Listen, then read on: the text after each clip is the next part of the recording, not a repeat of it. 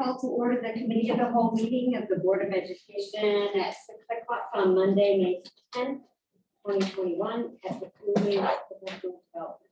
Can I have a roll call, please? Audrey Adamson. Here. Justin Anderson. Chet DeSmet. Here. Kate Schaefer. Here. Maria Espargaros. Here. Andrew Ware. Here. Aaron Weldon Smith. Here. I need a motion to approve the minutes of the committee of the whole meeting of April 12th of 2021. So moved. Second. All in favor? Aye. Any opposed? Okay, well, we have no public comment for this meeting. So we'll have Dr. Devane and Craig Reed do the Student Online Personal Protection Act update. Good evening, everyone. We've been doing a lot of work in preparing for July 1 when state law goes in. That's the Student Online Personal Protection Act. We call it SOPA. We've had a committee. We brought it up to cabinet, extended cabinet several times for review. But we wanted to give you an update into what does this mean, because it has a lot of moving pieces to it. And is going to end up doing a lot of good things as it's intended to do, but as a lot of laws that have a lot of good intent, there's also things, mitigating factors that we're going to have to end up dealing with. So like I said, it goes in effect July 1, but we have been working on this for over a year now. Just because what it's going to end up doing is it's going to end up establishing where any student data, we have to make sure that it has protection behind it. So even down to something as simple as name, age, items like that. And so if you think about the online tools you might use in your daily life, and you've probably seen with remote learning and even before the pandemic remote learning, there's a lot of data that's going around and a lot of pieces within our district that are going to be impacted by this law. But we feel like having done so much legwork ahead of time that we're in a good place. So here are some of the requirements for what we have to do. First off, we have to post it. We've already got those items so that they're public, transparent. We're in compliance with pieces like that. We also have a privacy officer who's overseeing all of these, and that's Craig Reed. We also end up having a tech committee, a district tech committee made of district administration, ed tech, teachers, and building administration that meets throughout the school year. And we've even brought these pieces up to them. We also end up having a specific SOPA group just because of the pieces with it. So in essence, what we end up having to do is we have to end up posting all of our procedures and practices when it comes down to security and data. One of the biggest things is that any agreements that we end up entering or utilizing that uses student data, they have to be vetted through to make sure that they can ensure compliance. And that's a difficult part because if they don't ensure compliance, then we're unable to end up utilizing them. This is basically where we're getting to, and that was like the best summarizing of it, is that any student data, and this is all of them, no matter how small of an online program or as large as it might be, that it's all comes under SOPA. So between now and July 1 and when July 1 gets implemented, there's potential changes to the law. Sometimes there's cleanup bills. Once it's implemented, they forgot that this doesn't work or that doesn't work. So there could be some changes, but in essence, anything we utilize, we're gonna have to end up ensuring that there's student privacy along with data. And that insurance has to come from those vendors to us. But we've already got some of the pieces moving you'll hear about Learning Platform. And they end up helping with some of these items so that we are in compliance. But I'm going to let Craig Reed share the more specific details.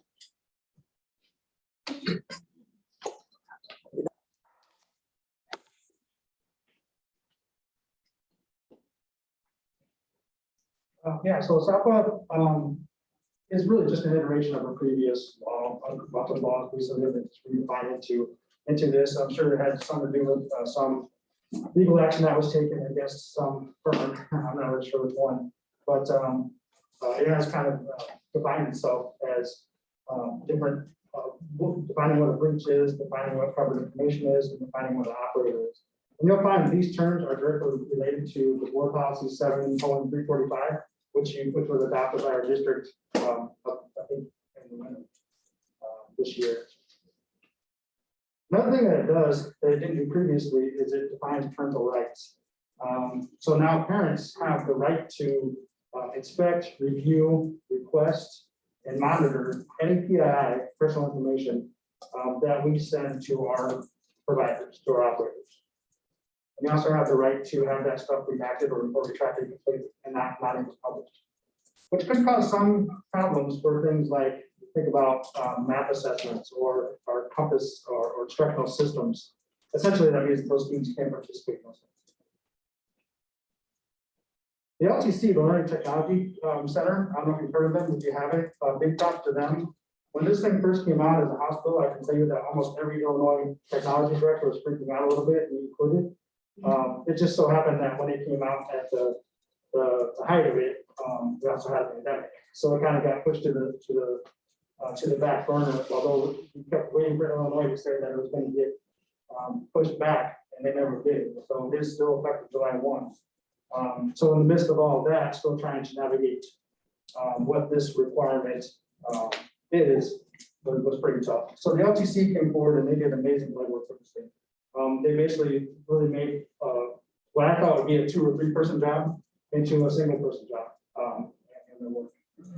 One thing that they did was they got together with IARPO and they developed a standard Illinois privacy agreement. So for every operator that we have, any educational technology that we have that collects student data, we have to have an agreement signed with each one.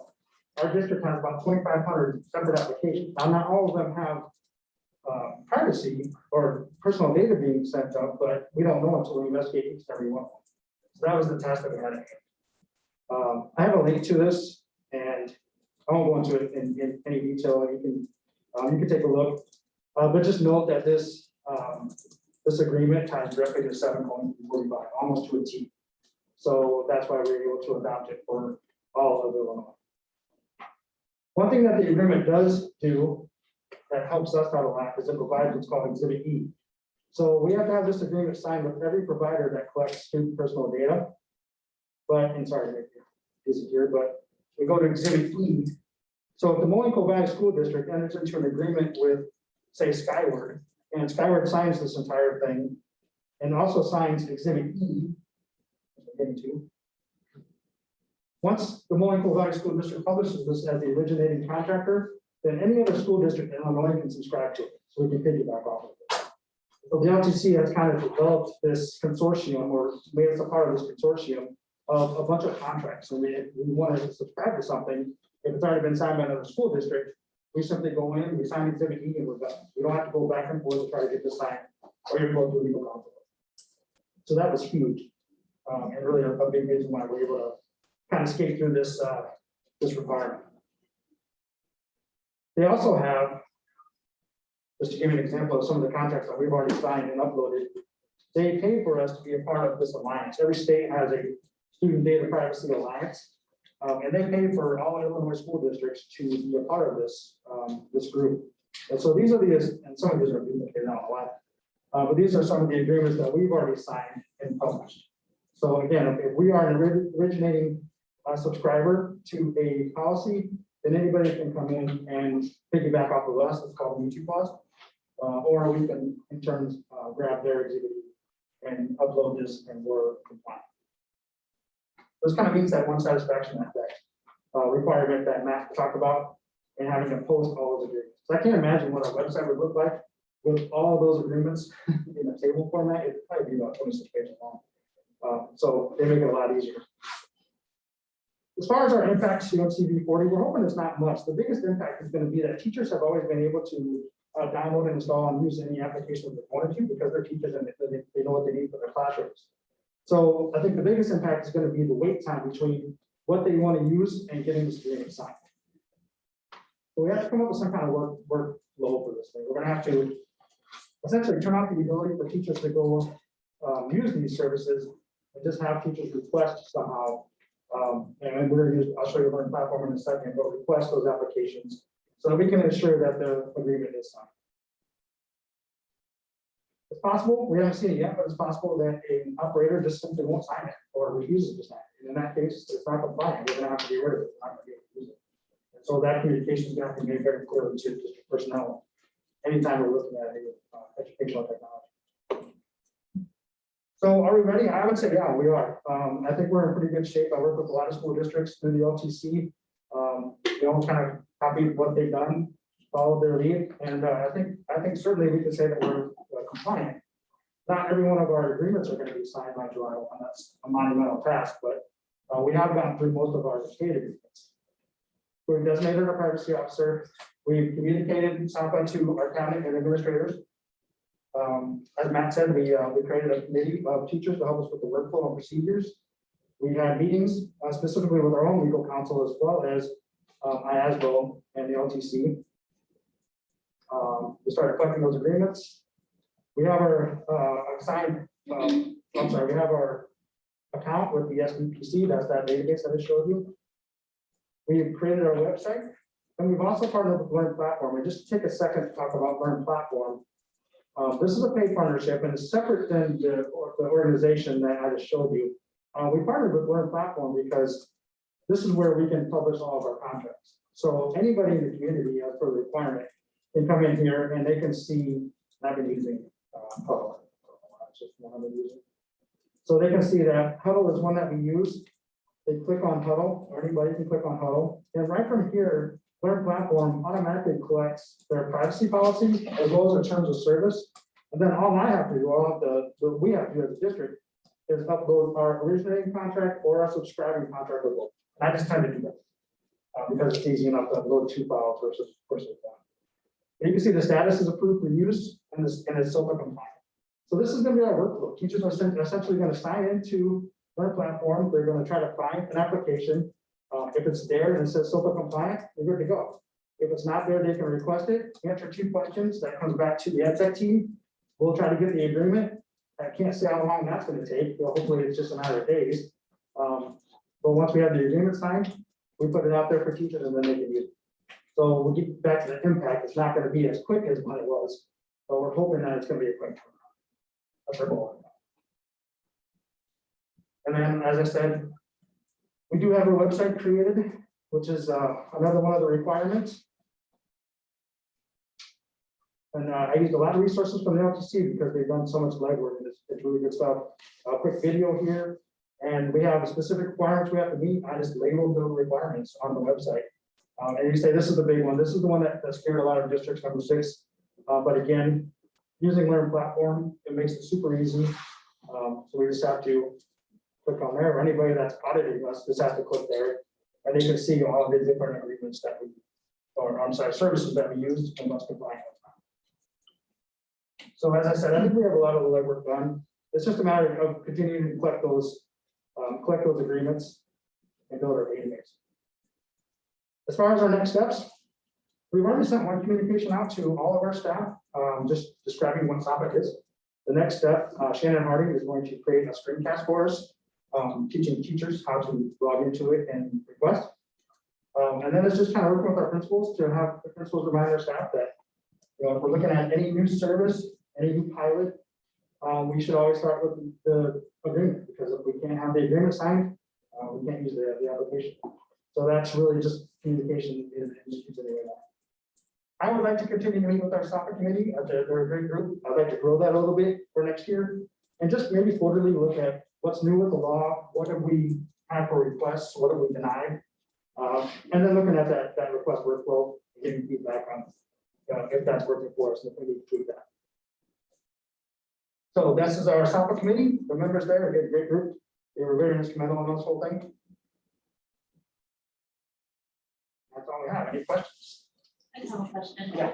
Okay, so how is this gonna work with our Google Suite? Because I Yeah. know that they collect a certain amount of information. Yeah. I can't believe that they're doing this happily. Google and Microsoft and Adobe, surprisingly enough, I don't know what they're going to do. We've been asking a lot of that. What is Google going to do? And what do you think is going to happen is they're going to probably have their own that we have to sign. But there's one little, I would say, way around this, work around this. If I'm in learn platform. And this came from legal counsel because I was asked a lot. Almost every one of the larger players has a privacy policy, and you can almost pinpoint from their own privacy policy portions of the disclosure of the data agreement. So we're going to be okay using them, even if they don't sign, because their privacy agreement is about 102 pages long, and we're probably going to find these pieces within it. But as far as a specific Illinois agreement, I don't know if they're going to create one for us or not. That's still Microsoft and Adobe are the other way. So yeah, when we're in the LTC listservs, that's probably the number one question that comes out. What's Google going to do? They're concerned it's going to be a stalemate. Google could actually be the one who changes the law. Yeah, I have a feeling that that's where Google's not done. So you had mentioned though too, that with the parent right portion of this, we have more parents the ability to opt out even more from that data, which then means things like map testing or other things that we might see an increase of if they're pulling that data, that's not going that direction. What does that do on our end for the reverse compliance that we also have state requirements of testing reporting to the state, yet if there's a state law that's saying that parents can opt out, and then, or is there a reverse way that even if they participate, the company doesn't know their data, and then we apply the data once it comes back? Does that make sense? We're having to do that at my work, so it's like a reverse export import matching thing, but didn't know. Yeah, that's the worst case scenario is that, a parent wants to opt out and we can't convince them otherwise. I will say that when we first implemented Google, there were some parents that were worried about using Google and they didn't want their students to go have their information uploaded until we actually did some more training and we talked about our own policies and the fact that it's Google and it's probably the most secure tech company in the world. So we were able to convince them that it is safe and it's okay to do so. I really think that would be the case here, hopefully. And if it's not, then yeah, I guess we'll have to figure that part out because they have every right to say that the data doesn't go, even if it's assessment data. Some of the state mandate parts, what you're talking about, they, that's like Pearson Access Next does the Access Next does the IAR test. And so we have an agreement with Pearson, which have us through that. But they also end up offering a paper test as well. There hasn't been anything from the state yet in regards to if this, then that type of thing, but there's already options and they go through something very similar to this, but they're big companies who do these tests. So I'm sure it'll. Thank you. Other questions? That was my big question. Google was my question. Yeah, mine too. Here's something else. Thank you. Anybody else? Thank you. We move on now to the optional elective African American history textbook. Dr. Lane. Yeah, I have Claire Burdett with us here. She is one of our social study teachers at the high school on October, I believe it was October of 2019. There's a process to go through deciding new texts or not new texts, new courses for the following school year, which would have been this school year, the 2020-2021 school year. So they do that in the fall, and then the course catalog is completed in the spring, and the following year starts. The course that was added as an elective in the fall of 2019 was an African American history as an elective. Originally at the time, I was working with Blackhawk College and options so that it could become a dual credit course elective. That's not something we can currently pursue with Blackhawk College right now, but perhaps in the future. Although this came in October of 2019 for approval, global pandemic derailed anything that we're putting in place for 2021 school year. But we do have a text that will be on public display for 30 days before coming back to the board. With possible request for adoption. But I'm going to let Colette speak a little bit to what the electric is going to look like. Thank you. As Dr. Devane said, this has kind of been 2 years in the making.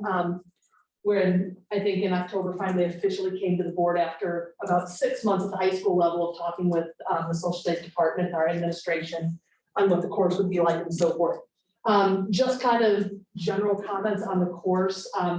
I'm planning the framework of it to be basically a long civil rights movement kind of philosophy. So looking at, from, colonization, early slavery through the present day, looking at through the lens of, African Americans and prior to that, Black Americans as political actors and the ways in which they fought for civil rights, long before the Montgomery bus boycott and Brown versus Board of Education.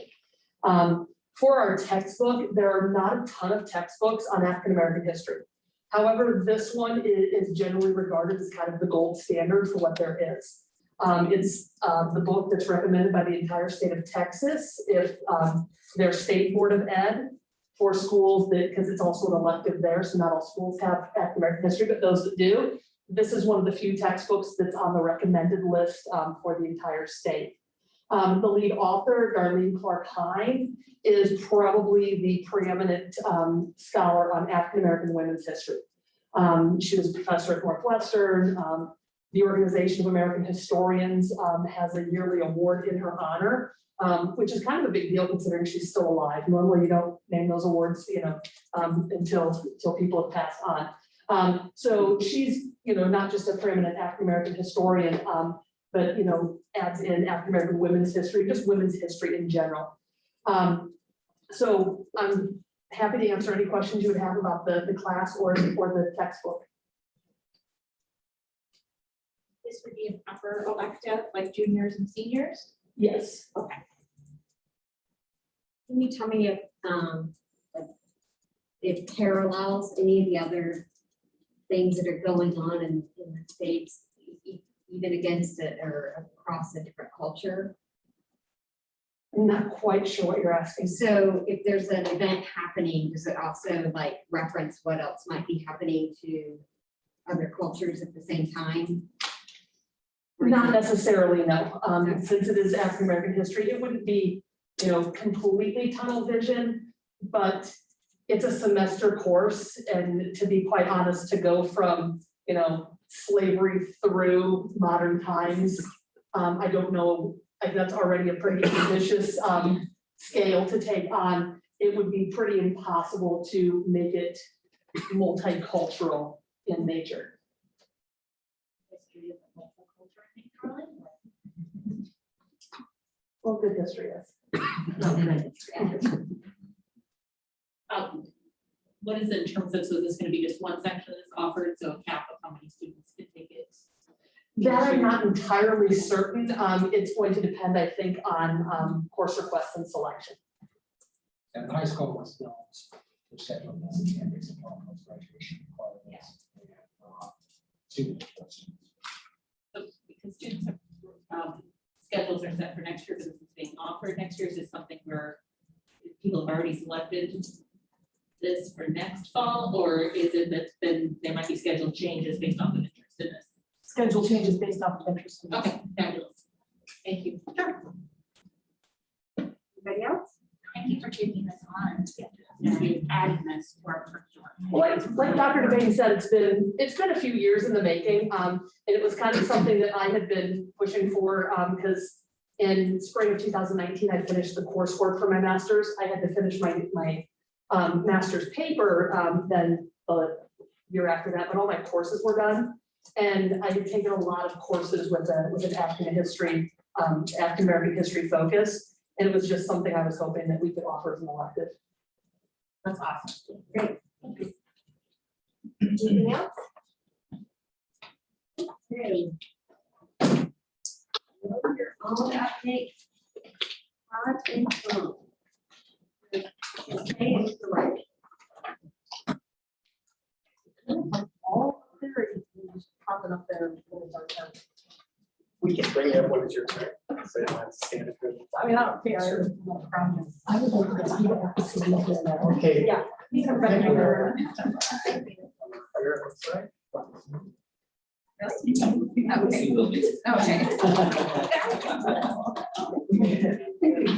Have that one on? Has it been on at all? Yeah. Yeah, it's shuffled. That's the one. All right, so we're very pleased and excited to be able to provide you with an update today on our Grow Your Own program. A lot of people have put a lot of excellent work into it to get us to this point this evening, and we'll be introducing many individuals throughout our presentation tonight that have been an important part of this whole process.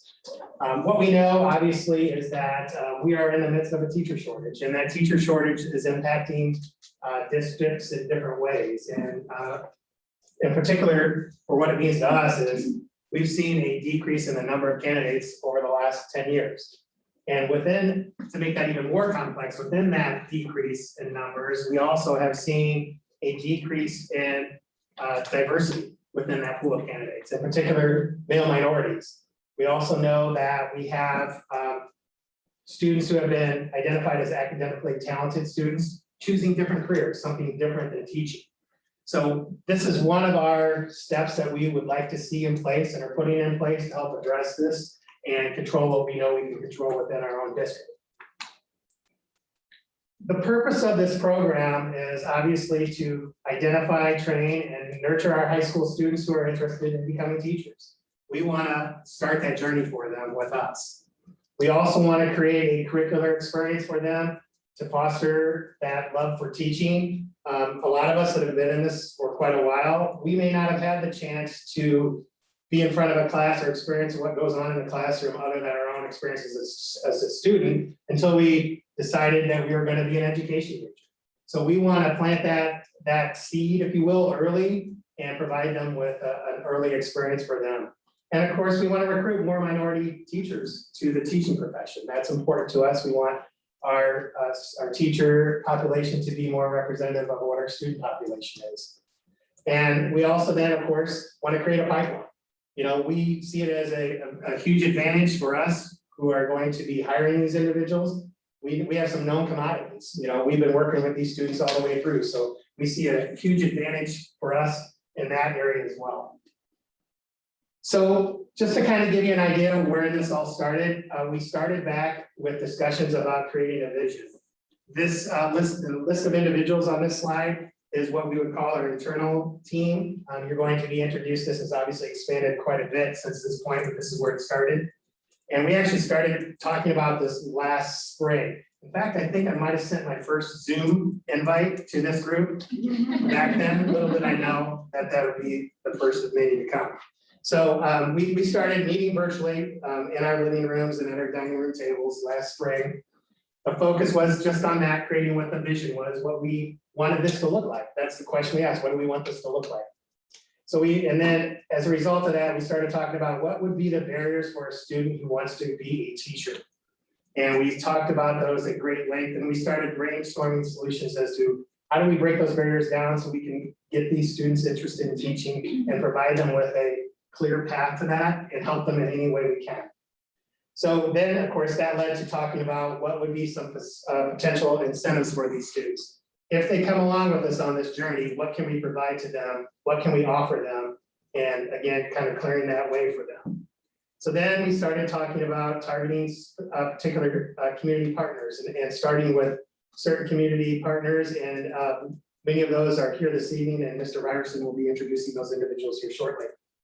And then we started working through the logistics, and you'll see as part of this presentation, there's a lot of next steps, because again, this is one of those things that we see being very organic and growing as we learn more and as we have more students that hopefully become interested. What does this mean to us in terms of staffing?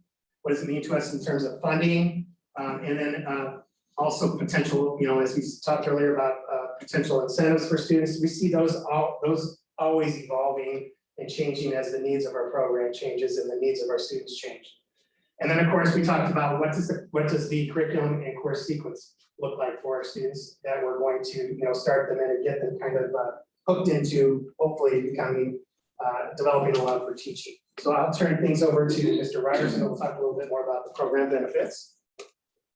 So as we were developing the program, we wanted to think about benefits and incentives for the students while they are students in high school, but also post-graduation as well. So some of the program benefits while students are in high school is 1, an introduction to teaching and the teaching profession.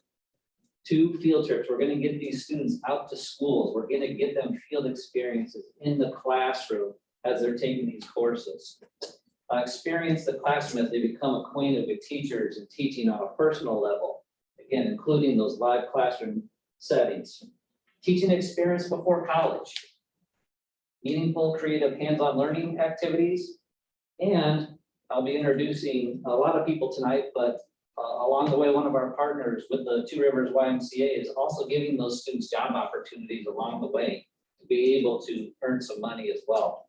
Post-graduation, we're going to guarantee an interview for a teaching position after successful completion of college programs. So any student that takes these courses along the way, we're going to give them a guaranteed interview when they graduate college.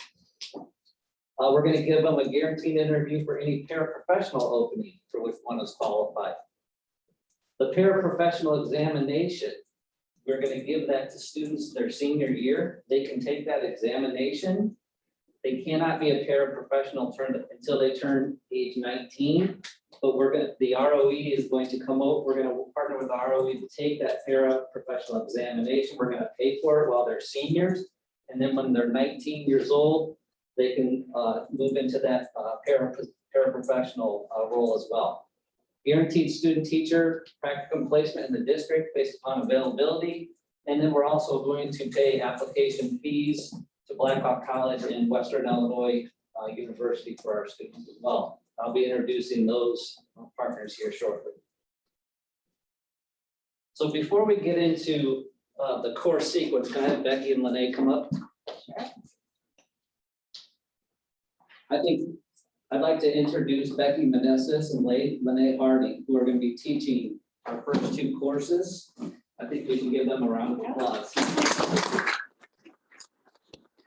These 2, along with Twan Taylor, who's going to be teaching our 3rd course, have been phenomenal. They have stepped up to the plate. They are currently writing curriculum as we speak for these courses, even though they're in the middle of the school year. And our first course, the Blueprint for Teaching, which we'll go over shortly here, is going to be implemented in the fall this year for our students. We will then be adding course 2 the following year, and then course 3 the following year after that. So thanks, Becky and Lene, for coming this evening. Thank you. Thank you. Trista, I'm going to turn it over to Trista for the course sequence. Thank you, sir. Hi, everybody. Thanks for having me. So our course sequence, we initially started thinking about, okay, we want a 4-year course sequence. We're going to get everybody going as soon as they enter high school. But after having implemented a couple of other programs, for example, like our CNC machining program, it's pretty clear to us that maybe getting some foundational just information out to our freshmen before we try to jump them into a full sequence is to their advantage as well as to ours for making sure that we get the right communication to them. So we will have a freshman experience, but it will not be tied to a course. So more like a club or an activity for them to be a part of. And our 3-year course sequence will begin in the sophomore year with that Blueprint for Teaching. We modeled the 3 different courses based on 3 of the 4 elements of our teaching professional growth system. So the first year will really focus on planning and preparation. The second year will focus more on the curriculum instruction piece. And then the 3rd year, we'll really talk about classroom environment. Throughout all 3 years, we will sprinkle in pieces of the professional responsibilities components. And of course, the field experience, they're going to have lots of great role models in that element as well. So that's really the root of the structure for those courses. And then our fabulous teaching staff who have been selected this year have been working with that as a framework and then pulling in their own expertise, as well as some elements of the state of Illinois professional standards for educators to make sure that we incorporate all of the things that we're looking for in quality employees in our district. So that kind of tells you a little bit about that. The field experiences are going to grow as the students get older. So they'll have some initial experiences that are less involved, but still engaging and working with students. And then the more time and concentration in specific classrooms will come as they go through the process a little bit older. I think I have this one too. Yep. So we basically went about hiring our candidates. We provided an opportunity. So we sent out an application with some information for all staff members at the high school level. And we had multiple candidates. We then went through an interviewing process and selected these two lovely ladies. So Becky will be teaching our first year course, and then Lene will come in for year 2. And Tawan Taylor, who's not here this evening, but he will be our third year course. And the 3 of them will co-plan all 3 courses together. So there's good continuity and articulation among the 3 courses. They also have had tremendous support from Blackhawk College, as well as from professors from Western, because ultimately our goal is to provide all of these incentives for students. We will have articulated credit with both of those institutions, particularly for our field experience. So as kids move forward in their learning, hopefully through 2 years at Blackhawk and then beyond that to an additional 2 through Western, they will already have their initial and then a secondary clinical experience completed already, if that makes sense. It does. Okay, good. All right. Anything else that we need to detail yet? We're gonna do questions, I assume, later.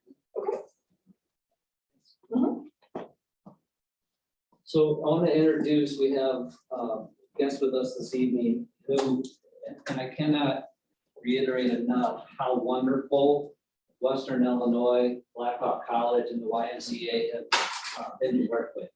They have helped us develop this program along the way, everything from curriculum to providing students opportunities as they're taking these courses. So I'm going to introduce, we have Greg Montalvo online, who cannot be with us from Western Illinois. He hurt his back. I'm going to put him on.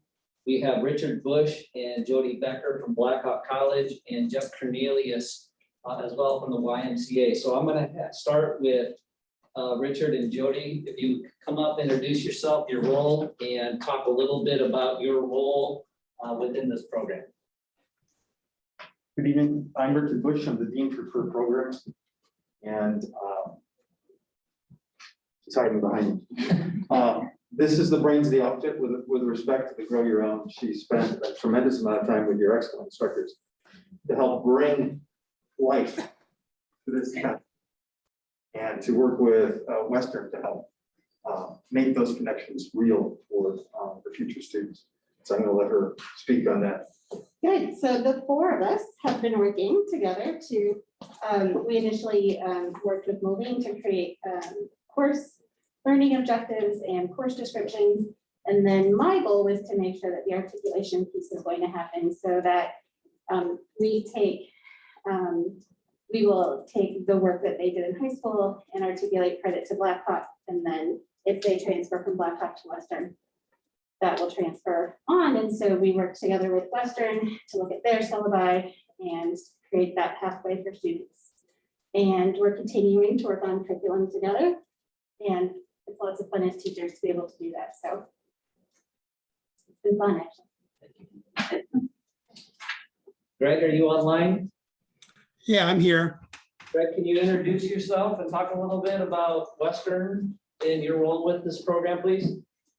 Sure. I'm Greg Montalvo. I'm the Assistant Dean for Educator Preparation here at WIU.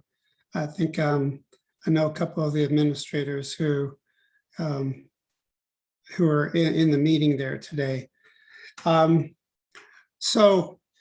We've been very happy to work with the district and Blackhawk on this partnership. A lot of the role that we've played up to this point has been kind of in a consultation role, and then providing information to the Blackhawk staff and the Moline-Coal Valley staff, so that we can make the seamless transition from the work that the students do at the high school, being articulated to Blackhawk, and then certainly to WIU. And we really appreciate Tom reaching out to us and including us in this arrangement. Thank you, Greg.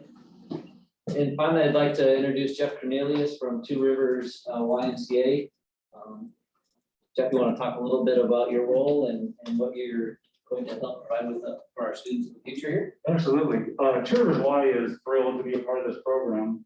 And for us, it was a no-brainer. I mean, I probably have the easiest part in this whole ordeal. So we couldn't be more excited to be a part of it.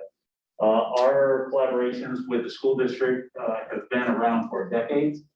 Not only do we see the benefit for many of your students that will come through this program, we have many students that are currently in your grade schools, have been in your grade schools.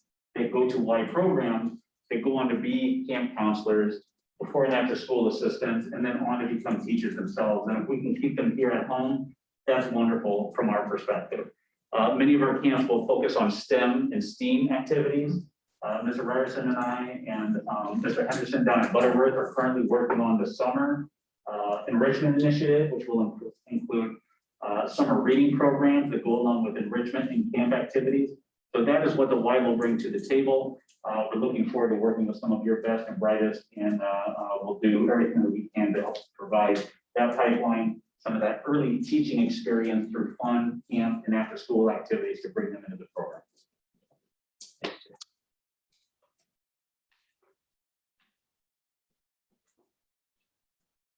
So we just can we give all of our members here? It's truly been a collaborative process and really been fun to work with all of these different groups of people to create this program. So where do we go from here?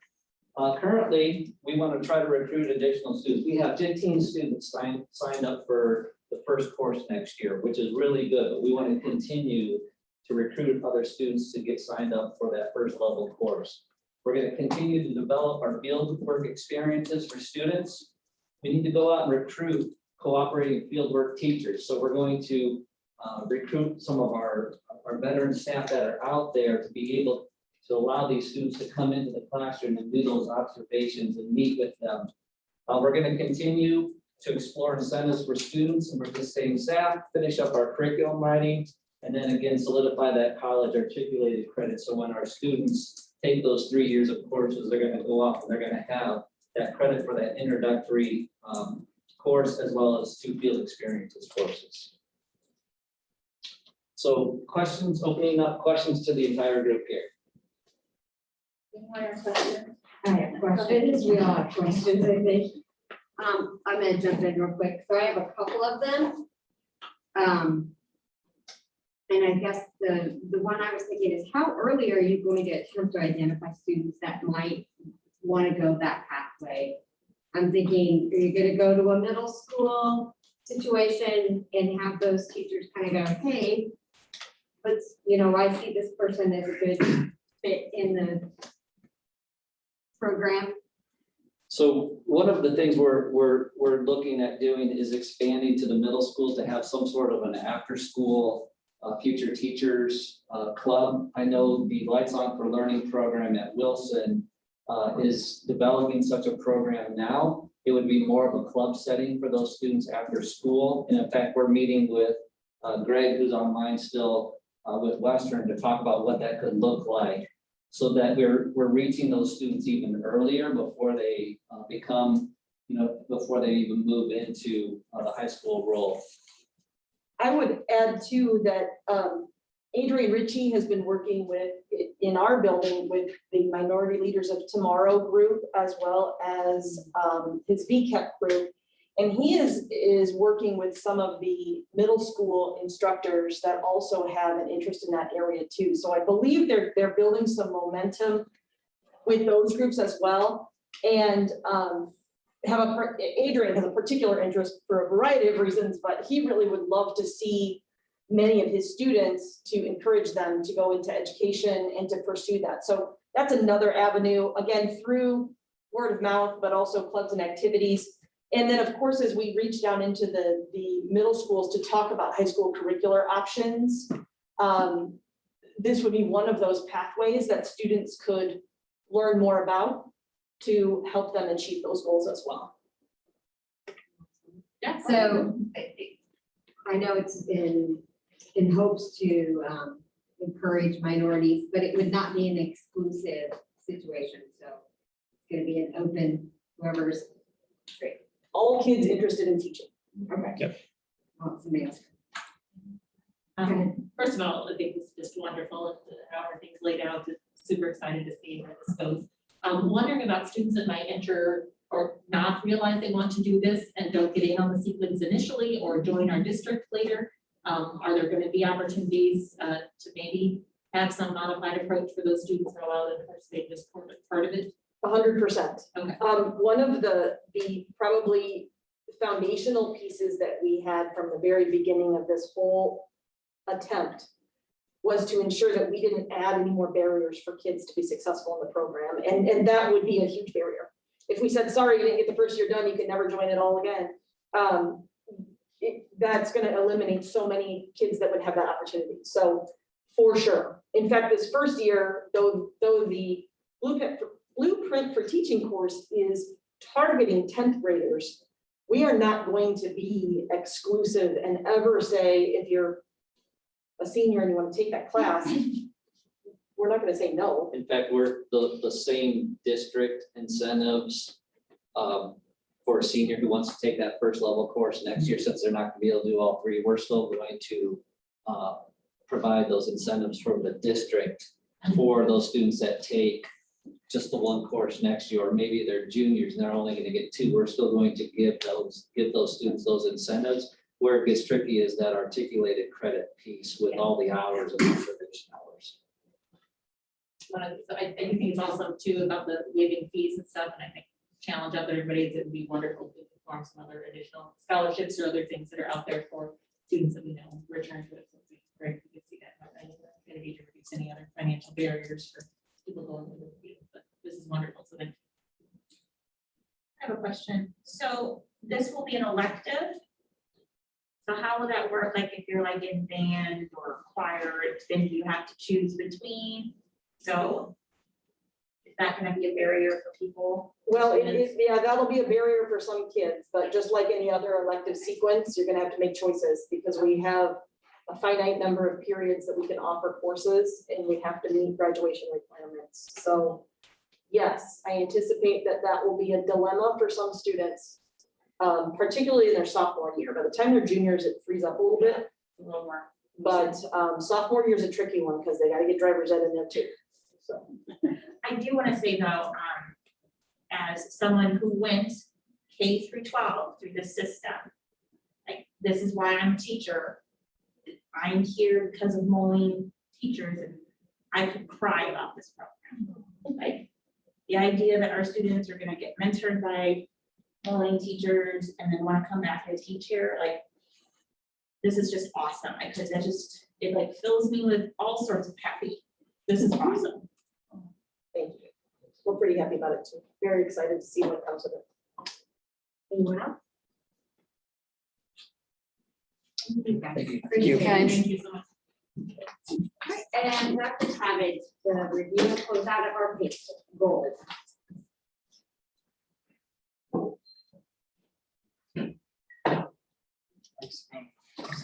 Thanks.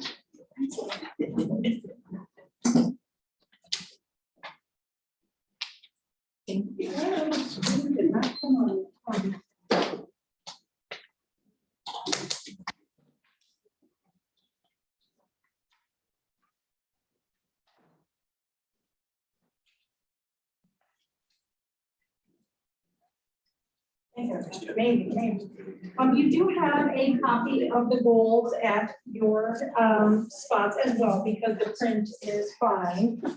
It's really hard to believe that we are at the end of our school year already. It seems like just yesterday, the Board of Education was in its brainstorming session, helping us really come up with priority areas of focus for this school year. Not really knowing at the time to the degree that this pandemic would really impact our every single day. But it's just, pretty amazing to be at this point, and actually pretty exciting to follow such an amazing program as just a fine example of our strategic goals and the power behind really getting our vision on paper and making sure that no matter what else is happening, we are paying attention to what is important in this district and how we want our district to look in the years to come. So you will see our closeout goal document. I try to take what could be a very complicated process and try to simplify it in a way that's user-friendly for everyone. So these are the goals that the board approved last spring. And below you will see that they've been identified by color. The very simple red light, yellow light, green light system seemed like an easy way to show the degree to which the goal was met throughout the year. I don't think I have to remind this board, after all of the difficult decisions in the past 18 months, that so much of what we did was focused on the pandemic. From trying to keep our schools open to, contact tracing and remote learning and all of those hideous things that our district and all the districts, quite frankly, across the country endured. To be able to have met many of these goals is really just fantastic. I cannot say enough how proud I am of our principals in this district, our district administration, and a lot of our teacher leaders as well for really focusing on these goal priority areas. I'm incredibly proud of every member of our team to have accomplished so much in a year where we thought only COVID. Our first goal, as you can see, our people goal, we want to retain our staff, and we spent some time last year really talking about making sure that we were retaining our teachers that we hire that were not native to the Quad Cities. We wanted to make sure that we were doing all that we could to retain them and to stay in our district and stay in our region. And this district has a great longevity history, over 95% longevity, which really, quite frankly, is something to be very proud of. It's fantastic. So we are retaining our teachers at excellent rates, those that are native and those that are new to our community. And the other big people goal is the Grow Your Own program, which you just heard a fantastic update. And again, I'm so excited for those prospects in our kids and what that really means for our community moving forward. It's really exciting. So we did give that goal a green. And I would reiterate that just because the goal is green doesn't mean that it's done. It doesn't mean that the work stops. In fact, it means one of two things. Either we're going to take it deeper and continue the work, or it will become a part of our core fabric and sort of no longer need to be present on the page, but a part of our standard operating procedure. So I know at the end of the meeting, we're going to briefly transition and talk about goal priority areas for next year. Because of the pandemic, a lot of this work is going to continue. So I just wanted to clarify, what does it mean moving forward? We also focused on equity. As you can see, all of these goals really have an equity focus to them, whether it be people, whether it be achievement, whether it be our environment. We really looked at how are we impacting all of our students in this district. So the second goal really focused on our multi-year equity plan. It spoke about the professional development that many of our teachers and staff had throughout the last 18 months. We had some great speakers come in. We've had a lot of good conversations in our teacher groups. Hard look at data in a year where we didn't have really great data for attendance and achievement and behavior. So actually looking forward to what we hope to be a normal school year, we're actually looking forward to seeing what our new baseline is for these areas of focus so that we can determine which of our students are finding success, which are not, and how do we adjust so that all of our kids can achieve. So again, the way the goal is written, we really reflected, did we do the things that are indicated in the way the goal is written? Not, again, that it doesn't mean to say that the work is finished or that we're not going to continue to dive deeper, or that it's not going to become a part of our core fabric. We're giving that a green for accomplishing those items in the way that the current goal is written. And in fact, I think you'll find most of these are going to be ongoing for us because we're really just launching many of these initiatives and programs because of the pandemic. And our last people goal is making sure that our staff feels valued and respected. Paying attention to climate and culture impacts longevity. When teachers are happy, kids are happy and kids notice. And kids feel comfortable to succeed and achieve. So we want to make sure that we're paying attention to the climate and culture in our schools, that we're meeting the needs of our staff, that they find value in our district, and that they know that we care about them. And I was really excited that we had not only an increase in respondents, but also an increase in our overall rating. And we hope to hit that 80% mark, and we came in at 84%. Again, this is something that's never done, and we'll continue to work in addressing the needs of our staff and finding outlets for them to express their interests and what's important to them. For moving on to the achievement goal, we want to continue to see an increase in our student achievement. And we have used the assessment map for quite some time. It provides a pretty clear indicator of growth for our students, and one that we give traditionally 3 times a year. In fact, we are just now in that spring window. It is actually still going on. So the windows for these assessments really got jostled throughout the year. And we had a lot of deep conversations about the power of this assessment data. Is it worth it? What does it mean if our kids are only attending school physically a couple of days? And we felt that the process was important, and continuing to work with our teachers to better utilize the data to inform their instruction. So while the actual spring assessment period is still ongoing, I do not believe that it's going to be fair to say that that goal is going to be met simply because of the marked learning loss that we are just realizing throughout this year in the pandemic. Keeping in mind that our students attended school in person for 2 half days for 3/4 of the year. In one sense, we're so happy that our kids are back in school 5 days a week, but many of our teachers and principals are indicating they're just now getting in that first groove, and then to have it coming to an end so soon feels kind of sad. But we are honest, and we have a lot of work to do, and we'll continue to work with our students, but did not feel that that goal was going to be met.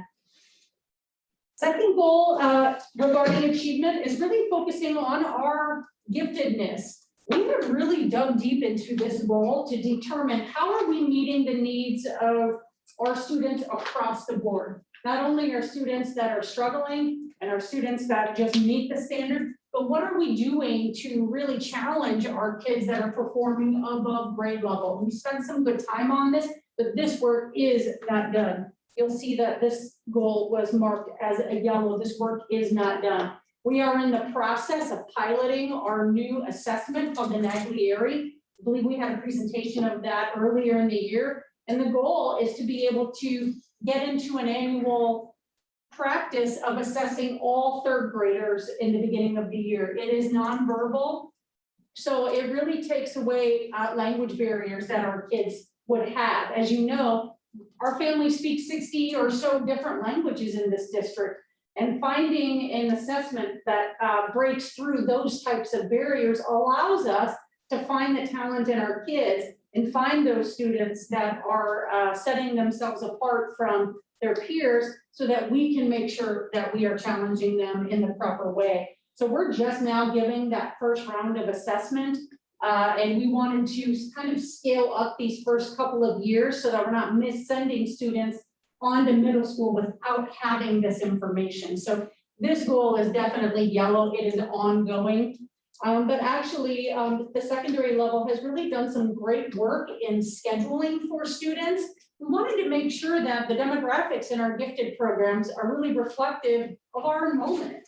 And we got, pretty real with those numbers. And so a lot of things happened, but it appears that, as at least for secondary right now, they are on a really good track to be able to say, hey, the kids in our advanced programs, our accelerated programs, really are reflective of our enrollments. So this work is ongoing for sure.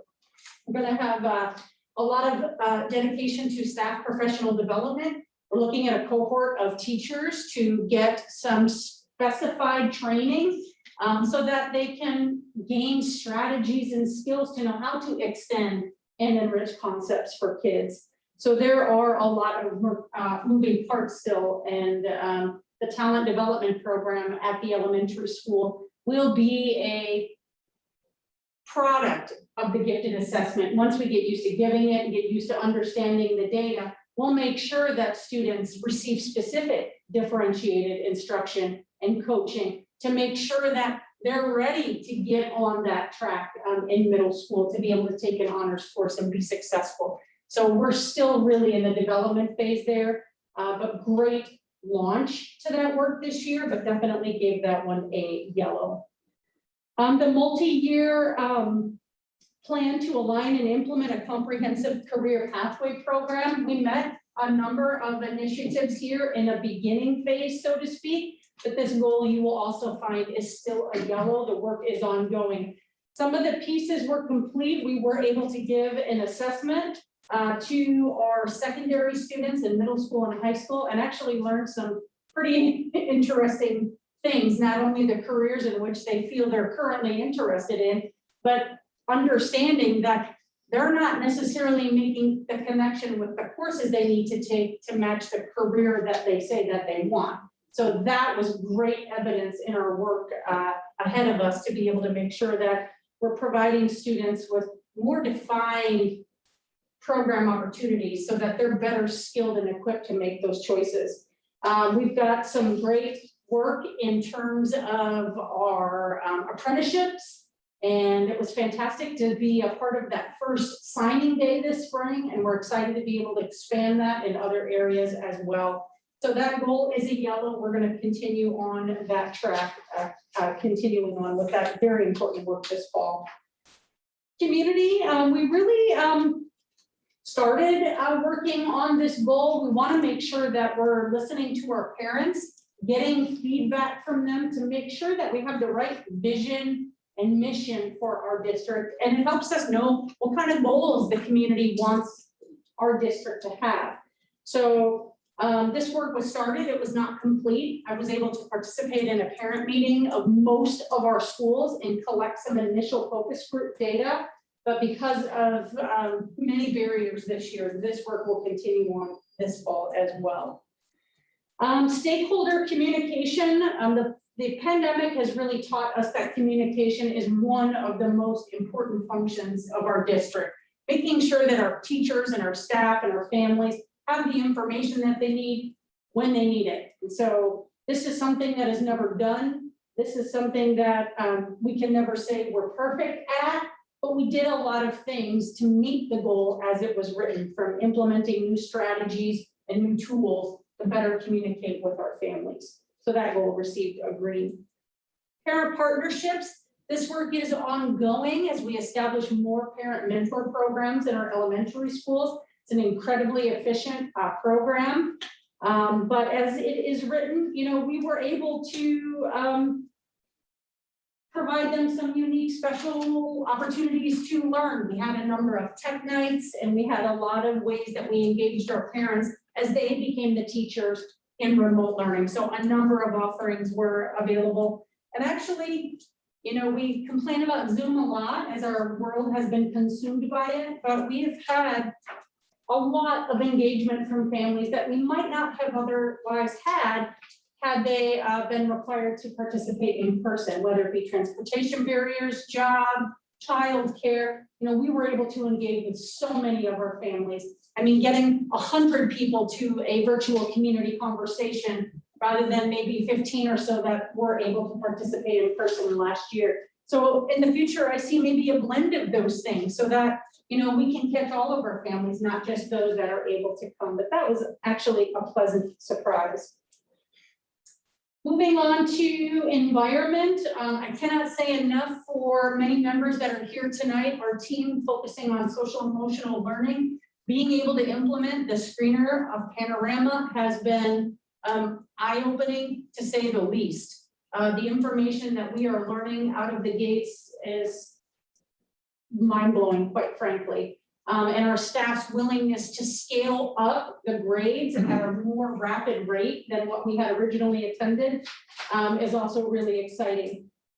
This board invested in counselors. This board wanted to make sure that we had the personnel in the schools, boots on the ground, to actually be able to make relationships with kids enough to better serve them in day-to-day times and times in crisis. So this tool will also help our counselors be more effective at providing core instruction on how to, you know, navigate a difficult situation, how to cope, how to manage emotions, all of those things that our kids have really just suffered tremendously in the last year and a half. So that screener has really been a powerful tool. Aspire, we made a lot of headway on this, but it will continue. Towards the end of the board meeting tonight, we'll talk a little bit about our learning plans for fall and how Aspire will continue to mold with that as well. But we are finalizing the planning drawings for the Aspire wing at MHS High School. That is incredibly exciting. We've had a fantastic group of staff and students involved in that. And so that transition is currently in progress. In terms of the planning part, and really just embracing alternative pathways to learning. You know, virtual learning taught us that as well. So what will education look like in the future? It's hard to say. Will we let go of some of the lessons that we've learned, or will we find some way to continue on and embrace these changes moving forward? But this work is definitely still continuing. The 10-year strategic facilities plan, again, fantastic job, Mr. McDermott, Dr. Pribble, and Mr. Smith. The committee has been meeting all year long, and they really have been a great group. They got serious about taking a look at the last decade's recommendations to determine, you know, what is still on the table, what is still in play, what are the priorities now. And so actually you'll be hearing those recommendations very soon, I believe, at the next meeting. They've wrapped up a little bit ahead of schedule. So that's been a really, really productive committee. And I think the board will be looking forward to seeing those recommendations and really helping us illustrate and define what our district will be like in the future in terms of learning environment for all of our students, regardless of where they happen to live in our community. So that's been a great process. That has been a green. And looking at our handbook and our procedures and our policies, a lot has happened. We've had a fantastic equity council meeting at Moline High School, and they really just brought forth their handbook and said, let's have some new eyes on some certain policies and procedures. You know, some rules that we have, but nobody really remembers why. And which rules only impact certain kinds of kids. So that was probably one of the best conversations I've been a part of all year. I'm excited for some of those changes and the willingness and the openness of the high school administration to really let outside folks have eyes on some of their handbook policies so that our kids have fewer barriers and more opportunities to succeed. So I believe that takes us through all of it. It was a little lengthy, I apologize, but I just want to say again how proud I am of our teachers and our principals and our administrators for accomplishing so much in a year where all we felt we were doing was COVID. So I'm happy to take any questions. You ready to do questions? No, I have a comment though. I want to thank this board and previous boards and our upper admin in taking the FEL so seriously and getting counseling as like a #1 priority and getting them in buildings and getting them available to kids. They save lives. So thank you. If I can piggyback off what you said, I do appreciate the fact that specific things happen in the district, you pinpoint, you funnel all of our resources that are available to help that class, that building, whatever, deal with situations.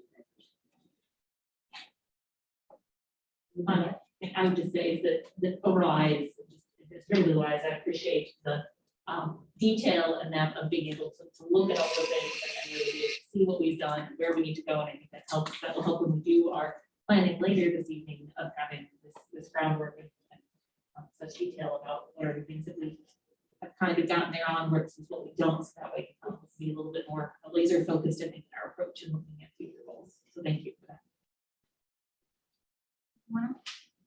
I was going to say, considering the pandemic that we've been in for the longest time, looking at all this, it's very detailed and, you know, we've done a lot, you've done a lot, and thank you. Thank you. It's much appreciated. Thank you very much.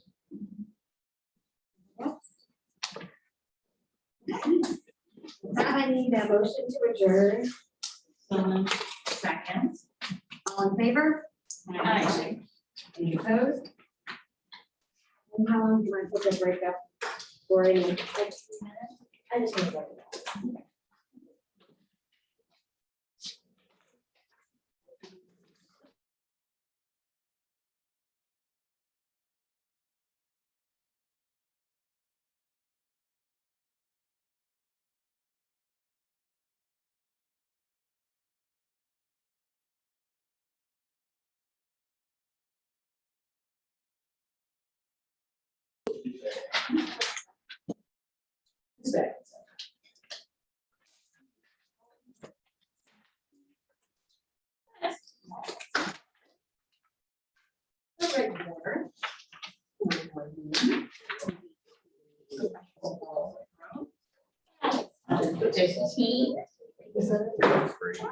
Roll call.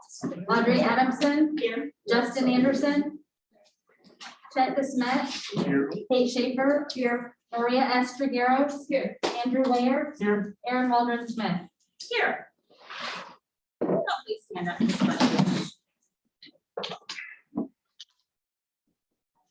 Against to the flag of the United States of America and to the republic for which it stands, one nation, under God, indivisible, with liberty and justice for all.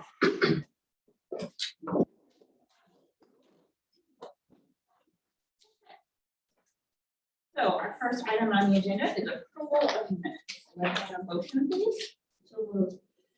For Can't do it. Or A, sorry. each one, A, one at a minutes of time. the session of the regular Board of Education meeting on April 26th, 2021. B, minutes of the open session of the special Board of Education of May 3rd, 2021. And minutes, do we have to do these separately? Or all in one? Before I keep going. Let's just keep going. I think they're all under one Minutes number. of the closed session of the special Board of Education meeting of May 3rd, 2021. Do I have a motion? So moved. Second. All in favor? Any discussion? All in favor? Aye. Any opposed? All right, we have no communication, public comment, or participation. Correct. Awesome, moving on.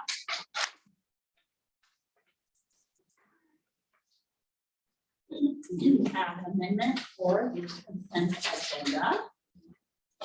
So, all right, I forgot how am I doing this?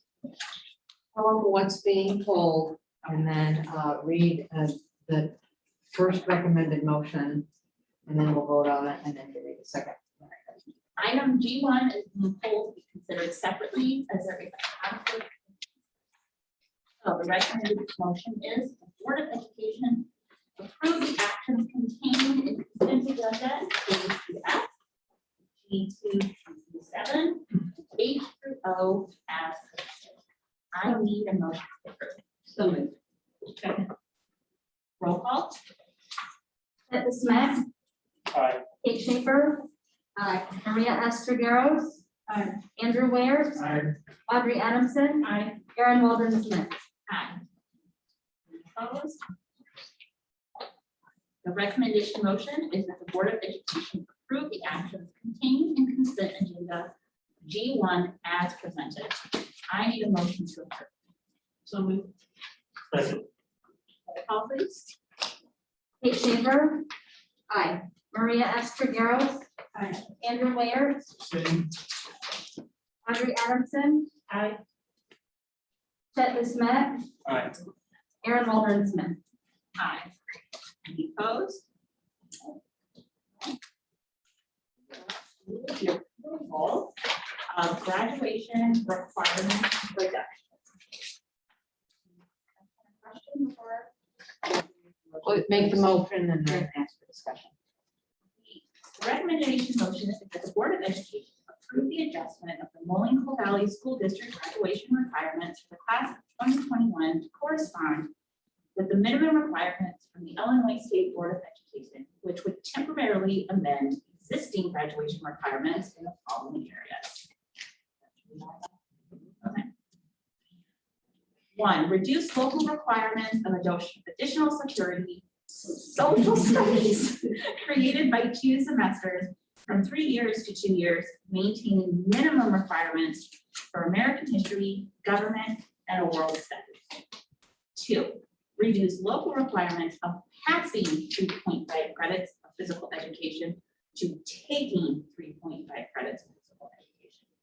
3, reduce local requirements of passing 0.5 credits of health to taking 0.5 credits of health.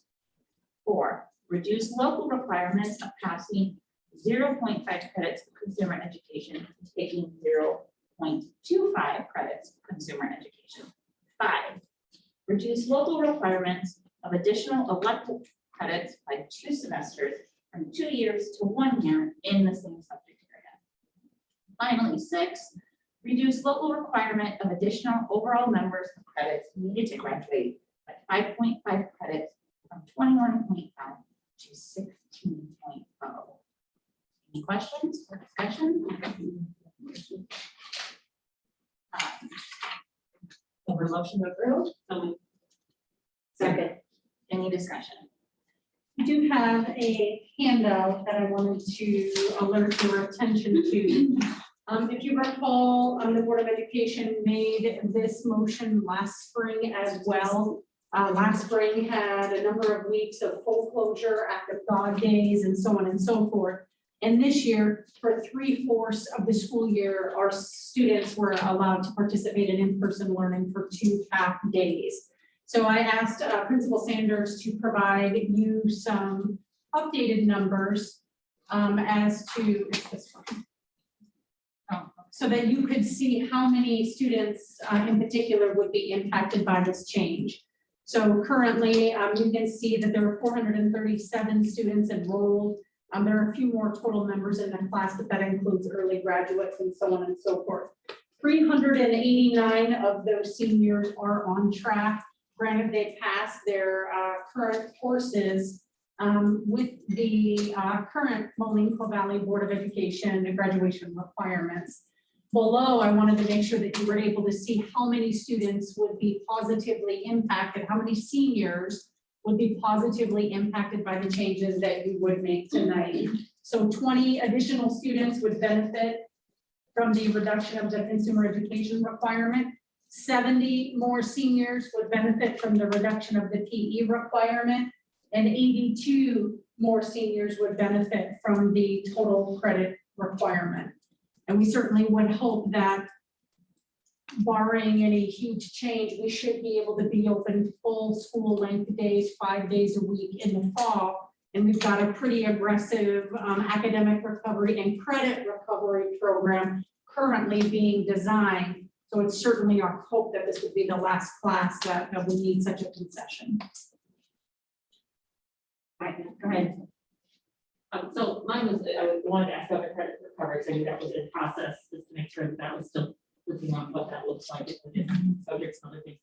And then has there been any discussion, I guess, based off of this, as we see these numbers, that probably people benefit from this, not lowering our requirements all the time, but making some sort of, I don't know, some sort of certificate of completion or something of the fact of recognizing students that don't necessarily graduate, but meet the Illinois state minimum requirements in the future and not ours. So it better prepares them maybe to encourage them to take the GED or do something immediately following, even if they don't meet our standards. I don't know if that's something that's already in place or some way that we recognize that they met the state standards, but not ours in the future. Does that make sense? I hear what you're saying, Yeah. I'm not certain if we have something like that currently in place, but something that. I don't know if that would encourage students that maybe would be in this falling off thing in the future to get something that then hopefully gives them guidance to maybe go complete their GED or do something their next step. But recognizing completion of some set of standards, even if it's not our set of standards, they would graduate, but they would, I don't know. Something we could certainly look at, when we want to encourage all of our students to continue on. in Yes, that direction.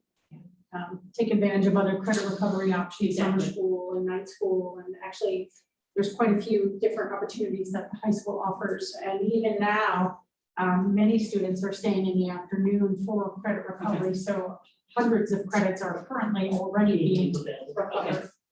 Wonderful, thank you. Yeah, I just wanted a clarification. Where it says in number 2, 3, and 4, says, review local requirements passing. So as long as they took the class, they get the credit, we didn't pass it, or am I just reading that?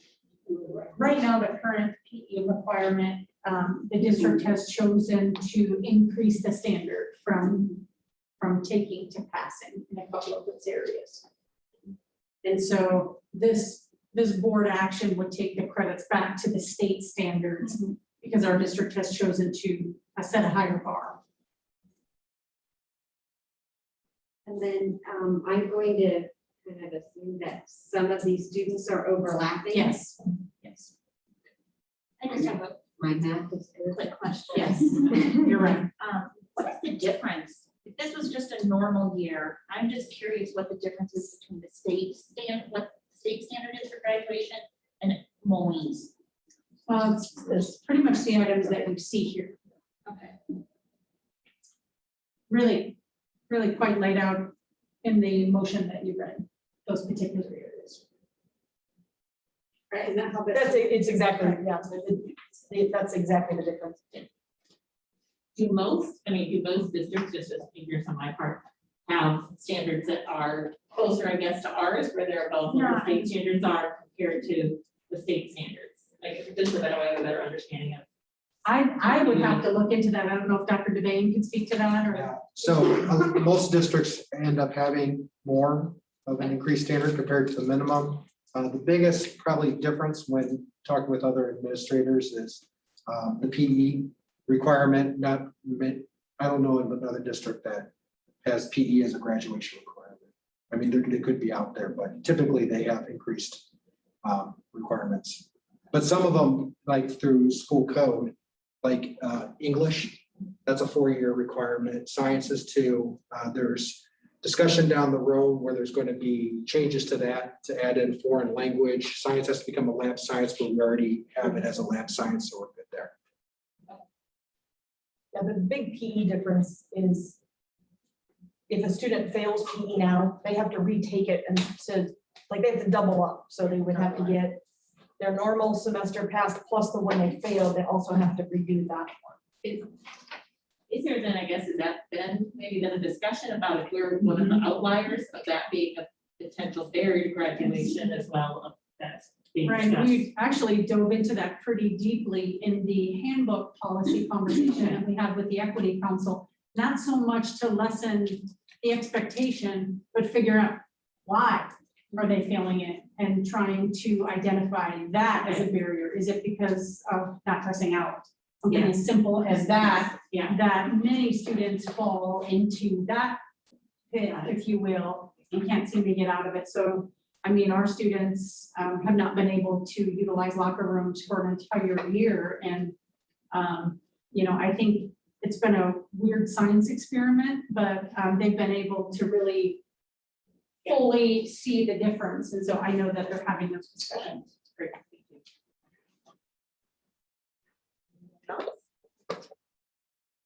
Have a roll call, please. Maria S. Trigueros. Aye. Andrew Ware. Aye. Audrey Adamson. Aye.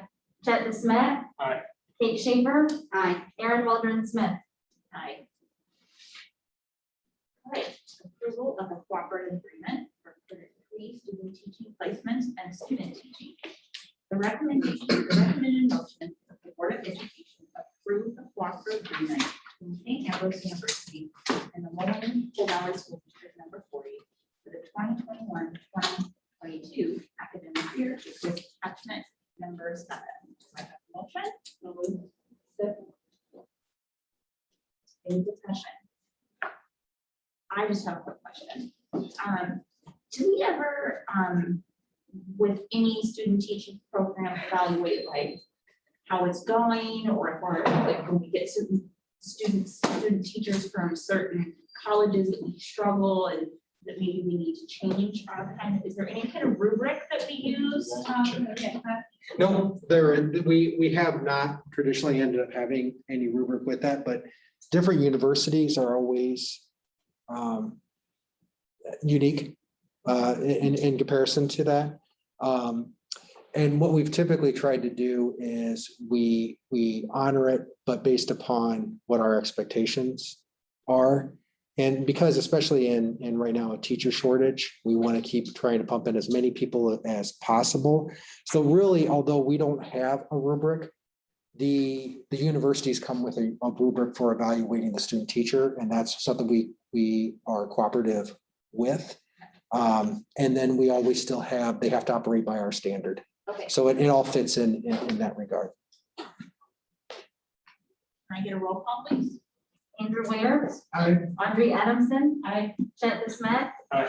Kate Schaefer. Aye. Maria S. Trigueros. Aye. Aaron Waldron Smith. Aye. Number 8, approval of student teaching affiliation agreement. The recommended motion is that the Board of Education approve the student teaching affiliation agreement between the Grand Canyon University and the Moline School District number 40, Moline-Coal School District number 40 from August 2021 through June 2023, and with attachment number 8. So moved. Second. Any discussion? All right, can I have a roll call, please? Audrey Adamson. Aye. Chet DeSmet. Aye. Kate Schaefer. Aye. Maria S. Trigueros. Aye. Andrew Ware. Aye. Aaron Waldron Smith. Aye. Next is number 9, the approval of the Consolidation District Plan. Recommended motion is that the Board of Education approve the district's Consolidation District Plan as required by ISB. See attachment number 9. I have a motion, please. Second. Any discussion? Roll call, please. Chet DeSmet. Aye. Kate Schaefer. Aye. Maria S. Trigueros. Aye. Andrew Ware. Aye. Audrey Adamson. Aye. Aaron Waldron Smith. Aye. Reports, requests, and open session. Dr. Stoddard. Thank you. Before we jump into our items that we have on the agenda for tonight, I wanted to take a few moments to recognize and honor our former Moline-Coal student, Charlie Hubbard, who passed away last week in a tragic accident. I know that his visitation is tonight, and our hearts go out to his family and his former teachers and classmates at Wilson Middle School. And we certainly wish his family peace and comfort during this most difficult time. I wanted to make sure that we were able to acknowledge him tonight. Moving on to our special community conversation, I want to thank so much our members of our principal team and members of our district administration team that assisted in making sure that that event was able to go on as scheduled last week. I am really pleased with the turnout. We had about 40 participants. We had been getting over 100 for the virtual, so I wasn't sure how the in-person one would go, but I still felt it was important that we bring people together physically so that we could have face-to-face conversations and really take that opportunity to listen and to learn. We had some really good discussion and some pretty deep conversations. We had some fantastic student leaders that were there that evening that were so impressive and gave, I think, all of us adults that were there a lot of hope for our school and our district moving forward. We're getting a lot of feedback about the power of an event like that, but making certain that we're not just talking. And, as we plan our goals for next year and think about our actions for next year, that we continue to be intentional. So I'm glad that we were able to have that event, and it was really powerful. You can see the posters. I scanned them in your report on Friday. There's a lot of information there. We had them work at table groups so that it would be a little bit more manageable. And they really sort of dug deep as to figuring out root causes of some of the issues that we wanted to explore in terms of discrimination, racism, and bias. And so there are a lot of the common themes. You can see the different groups identified maybe by their different markers and handwriting. And we've yet to really dig in and analyze these, but that's really great information to get from our community members and our Equity Leadership Council members that were there. We had parents there, we had staff there. So I'm looking forward to continuing to analyze that and use the perspectives of the folks that were there. And a lot of board members were able to be there. Thank you so much. Very much appreciated. We had all 4 new aldermen was there. Mayor Raya Putty was there. It was really great to see a collaborative effort, and it made us all feel, I think, that together, we really can achieve anything that we hope for our community. So they're there if you would like to take a deeper look at those. And lastly, I wanted to kind of run through briefly. I know we have other things on the agenda, but I wanted to bring forward what we have in terms of our draft fall plans. We have tried so hard to get to the finish line this year, but it was important that we don't have another summer like last summer where we're trying to figure out what the guidance is, what the rules are, and what we're supposed to be doing in the middle of July.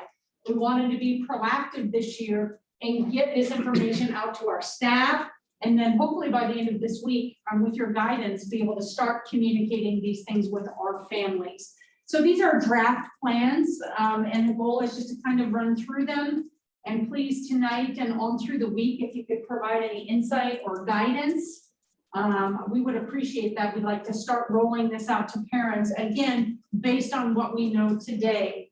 We're really prioritizing, as is the State Board of Education, in-person learning for fall. Barring some huge right turn in this pandemic, which we're all hoping and praying never happens, we anticipate being fully open, having the majority of our kids present every single day, and most importantly, for full school length days so that we can maximize in-person learning. We have a pretty aggressive academic recovery plan in the works, including credit recovery, and those plans are currently being developed. As far as the health and safety rules, what is going to be in place in August, we don't know yet, but we'll continue to keep people abreast of any changes. But really the big changes are for our full remote learning this fall. And I wanted to just kind of bring forth some of the parameters as we know.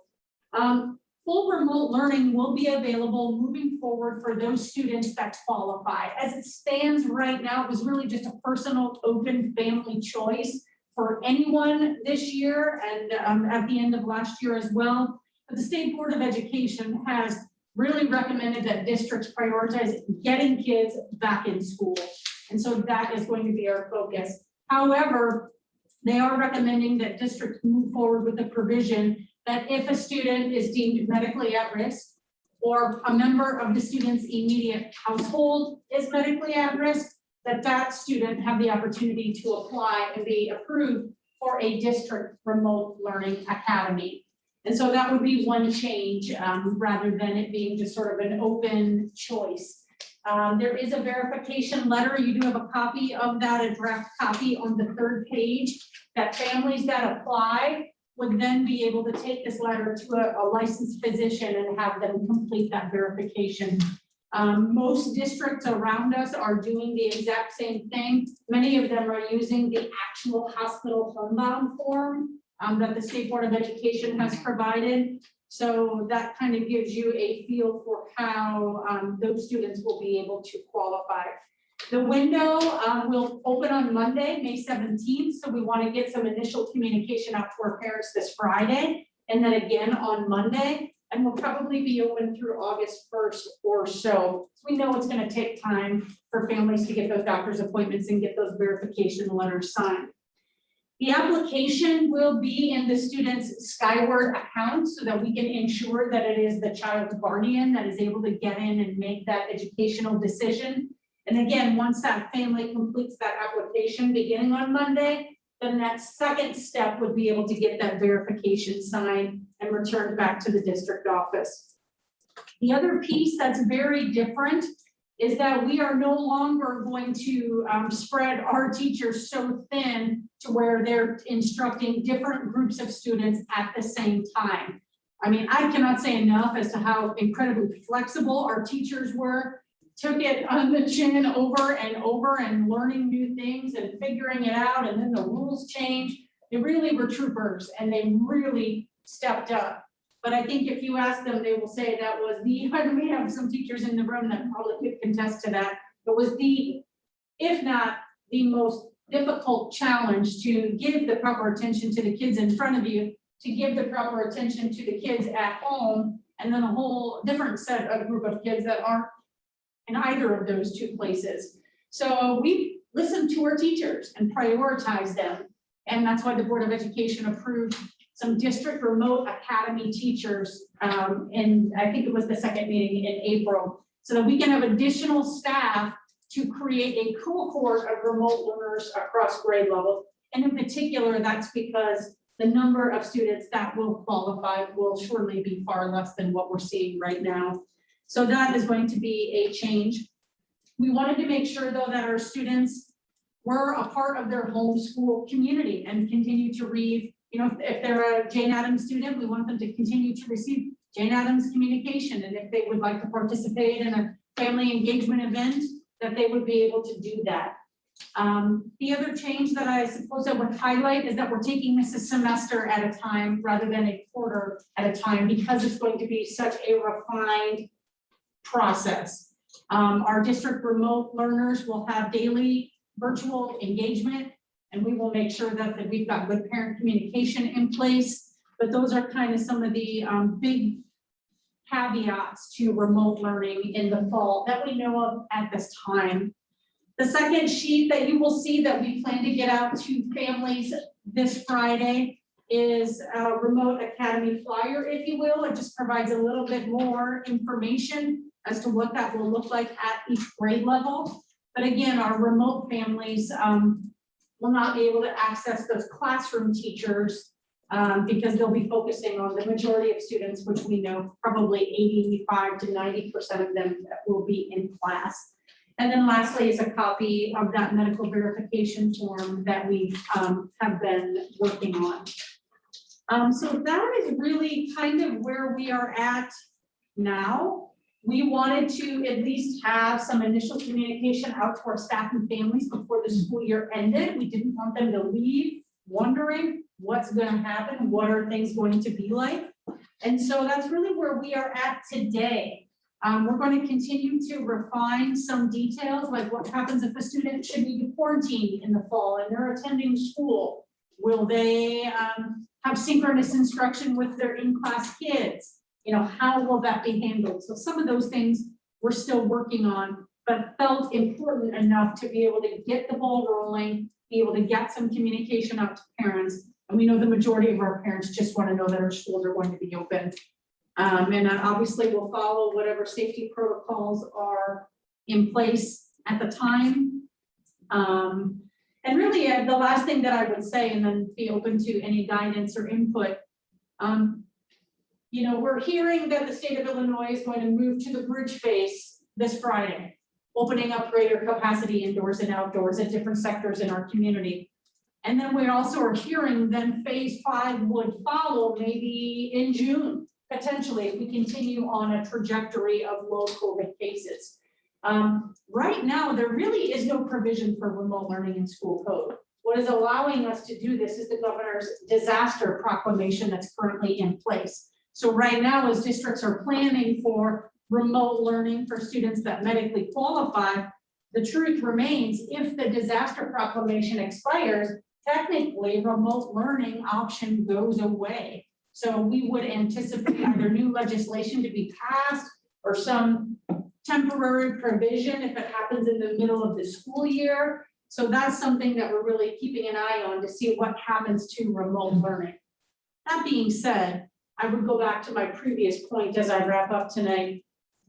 You know, some students actually were successful for the first time in remote learning. It's not all bad and terrible. This could be a good solution moving forward for our chronic truant kids or kids with excessive absences, or students with mental health issues that really impede their ability to be in a large school or any school. So we're looking at still embracing alternative learning, whether it means they're in one place in a school and they're commingling and interacting with fewer people during the day. So it's not to say that we're going to forego all the lessons that we learned. We're going to continue to explore those, and actually already have. I mean, the Aspire program at Moline High School really has a room that was initially set up for those students that preferred sort of a self-contained, self-driven pathway. So, you know, we're still looking ahead and we want to be proactive, and we still embrace the fact that kids learn in different ways, and we can't just, you know, cancel all the lessons that actually we did learn. So that would just be that last caveat that I wanted to share. But any questions or guidance that you have? Check. And maybe I should know this, but what would be kind of the threshold for medically at risk?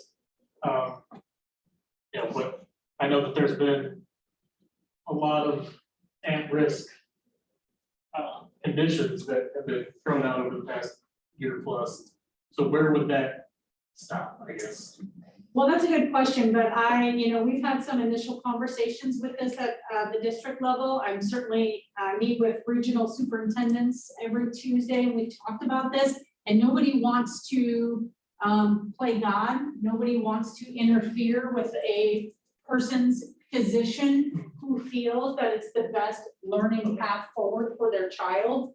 So as far as I know, we do not have a desire to interfere with a physician recommendation. If it's a licensed practitioner that feels it's best for that child, then we're going to accommodate that as best as possible. You know, that's just the conversation that we've had so far, but that's a really good question. I guess as it relates to that too, it does say medical or mental health basis for that, so that does give some room for both physical and mental. I believe if it's certification. right. And then, as you talked about, I think, you know, lessons learned, that some people thrived in that environment, and I think great that we're looking at maybe within the school and in the in-person still providing those, but has there been talked and beyond the emergency declaration of talking to legislators, having that discussion at the state level of allowing districts and or regions to offer remote service options and academies for students moving forward in a way that serves all our students. I would say those conversations are happening, but it would take really legislative action to allow for that pathway. But I know that as much as people said it was awful and many students were not successful, there were some students that were. And should we turn our backs on that as a pathway for those kids? So I think right now it's just in the discussion phase. I've not heard of anything concrete. I think they're waiting to really kind of see how the governor responds and how quickly we transition into the next phase. And if we do move to phase 5 this summer, what does that mean? So we wanted to get something out to our parents before the school year ended. Again, I don't want to go back to last summer where we had nothing and we weren't receiving anything from the state. And so, you know, we want to put this out with a big old rubber stamp. This is what we know of now, and we'll certainly communicate any changes moving forward.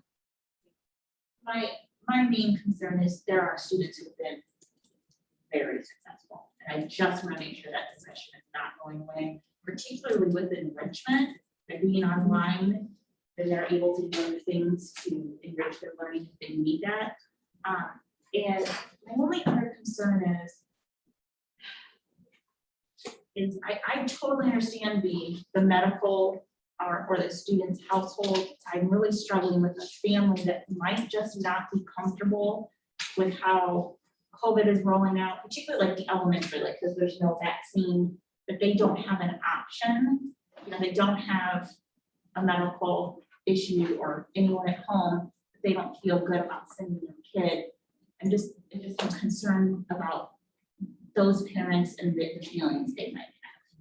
It is going to be a change for a lot of families, but so far we haven't received any guidance that indicates that we should mass offer it like we did this year. But we're watching and listening and trying to tune into everything that we can from ISB. But right now they've been pretty clear. Remote learning should be offered only to those students that are deemed to be medically at risk. But I would say that there's a lot still changing, and I think a lot of people might recognize, you know, the population of students that were successful. But as it stands right now, I haven't seen anything brought forth that indicates that that's something that we should do.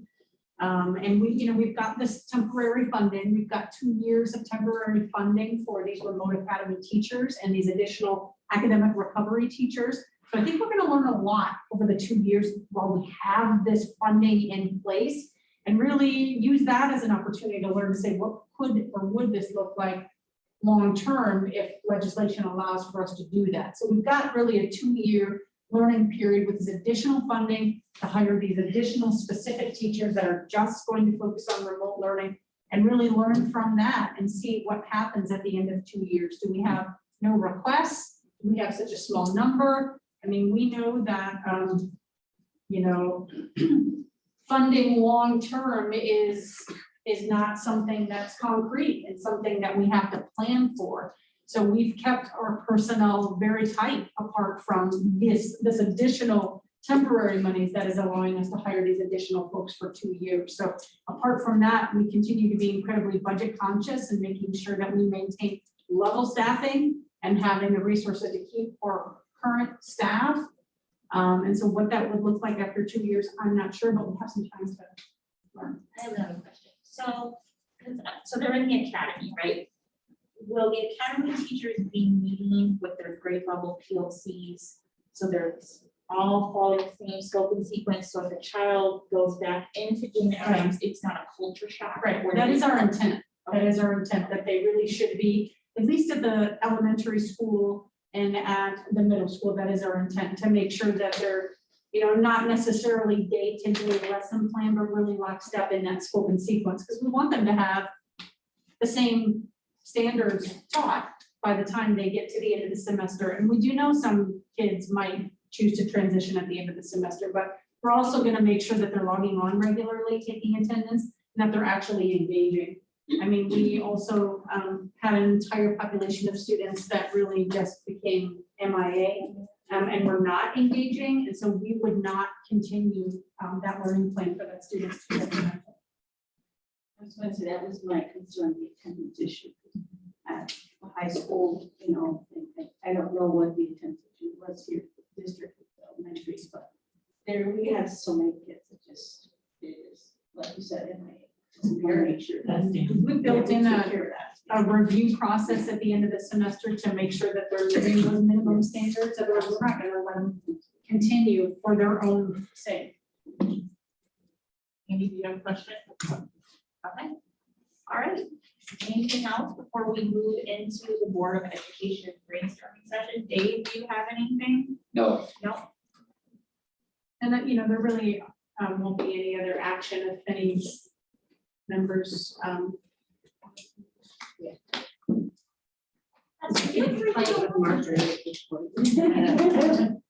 Yes.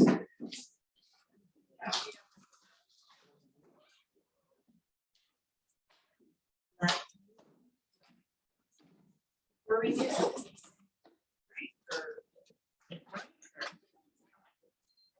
I was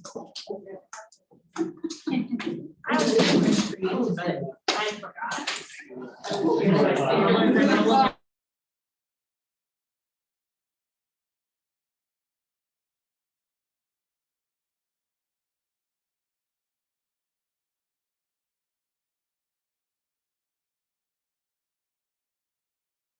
need that, but So she we can are- pound we on can it. pound.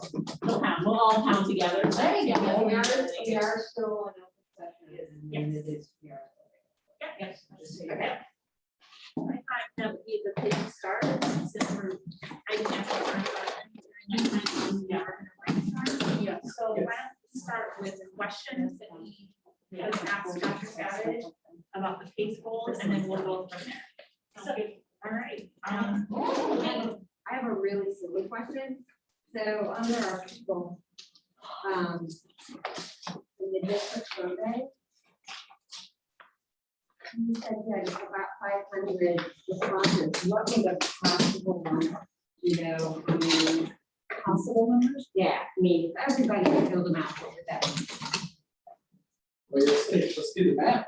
Right, I mean, I think we cut maybe 1,000 checks, but that includes everybody. We have approximately 450 certified teachers, I think, probably about 800 or so folks physically every single day. So it's at least 50% responsible. which is a good rate for, I think it's a good rate. That's why, but that's what I was curious. I mean, are we talking, we're getting 25% and 25% of those people are getting. It's at least 50%. So, questions? I have some. Audrey, go right on. Okay, so under the people one, and I did have a chance to talk to, Todd briefly about this one, about our recruiting in terms of diversity and sense. We know that grow your own. Fabulous, it warms my heart. I think it's fabulous that you're moving that direction. That's gonna take some years to come to fruition. Of where we're recruiting, and he did indicate that there's been discussions, because we do have some somewhat nearby, certainly not colleges, universities. There are some ones that are designated Hispanic serving universities that are within range of us, and I think particularly because, I mean, a lot of those schools are doing, like, we hosted a virtual education fair at Western, and we invited Chicago State, which has, you know, a high, you know, amount of individuals that are students of that institution. And so I think making sure that we are doing some intentional targeted recruitment, particularly because it's easier now because of a lot of virtual recruiting at some of those schools. And I think I know that there's an HBC in Chicago, and there's another one Chicago relatively close, maybe in St. Louis or something, or somewhere So, in Missouri. And we're also looking at getting creative as to where we're posting. So we just paid our membership for Hispanic Chamber of Commerce, so that we can start posting jobs through them. I've sought out membership to NAACP, so we can start posting positions through there. We're using Indeed now for like our nursing positions and some of our industry folks that are coming in out of industry that might not be acquainted with regular educational job posting sites. So we're using Indeed and different things like that. So we certainly know that that's probably our next step. One of the one I just thought of too is that I know Augustina every summer typically is hosted the National Hispanic Institute at the campus, which is high school students, high school students. And one of the main people is an individual, I can't remember her last name, Lydia, but she's an Augustina grad who's a teacher that in California now. So she talks about teaching profession and representation of that. But audiences like that of even other high school students international, that we can, you know, they come to this community for a positive event. Right. And if they're already here for something positive. Right. Just more intentionality, I think, in some of That's the good. places that we are getting our name in front of it and talking about how we can be. I was gonna say, in Augustina, my husband's cousin is part of the inclusion and diversion department. That's a her name great is idea. Letitia Martinez.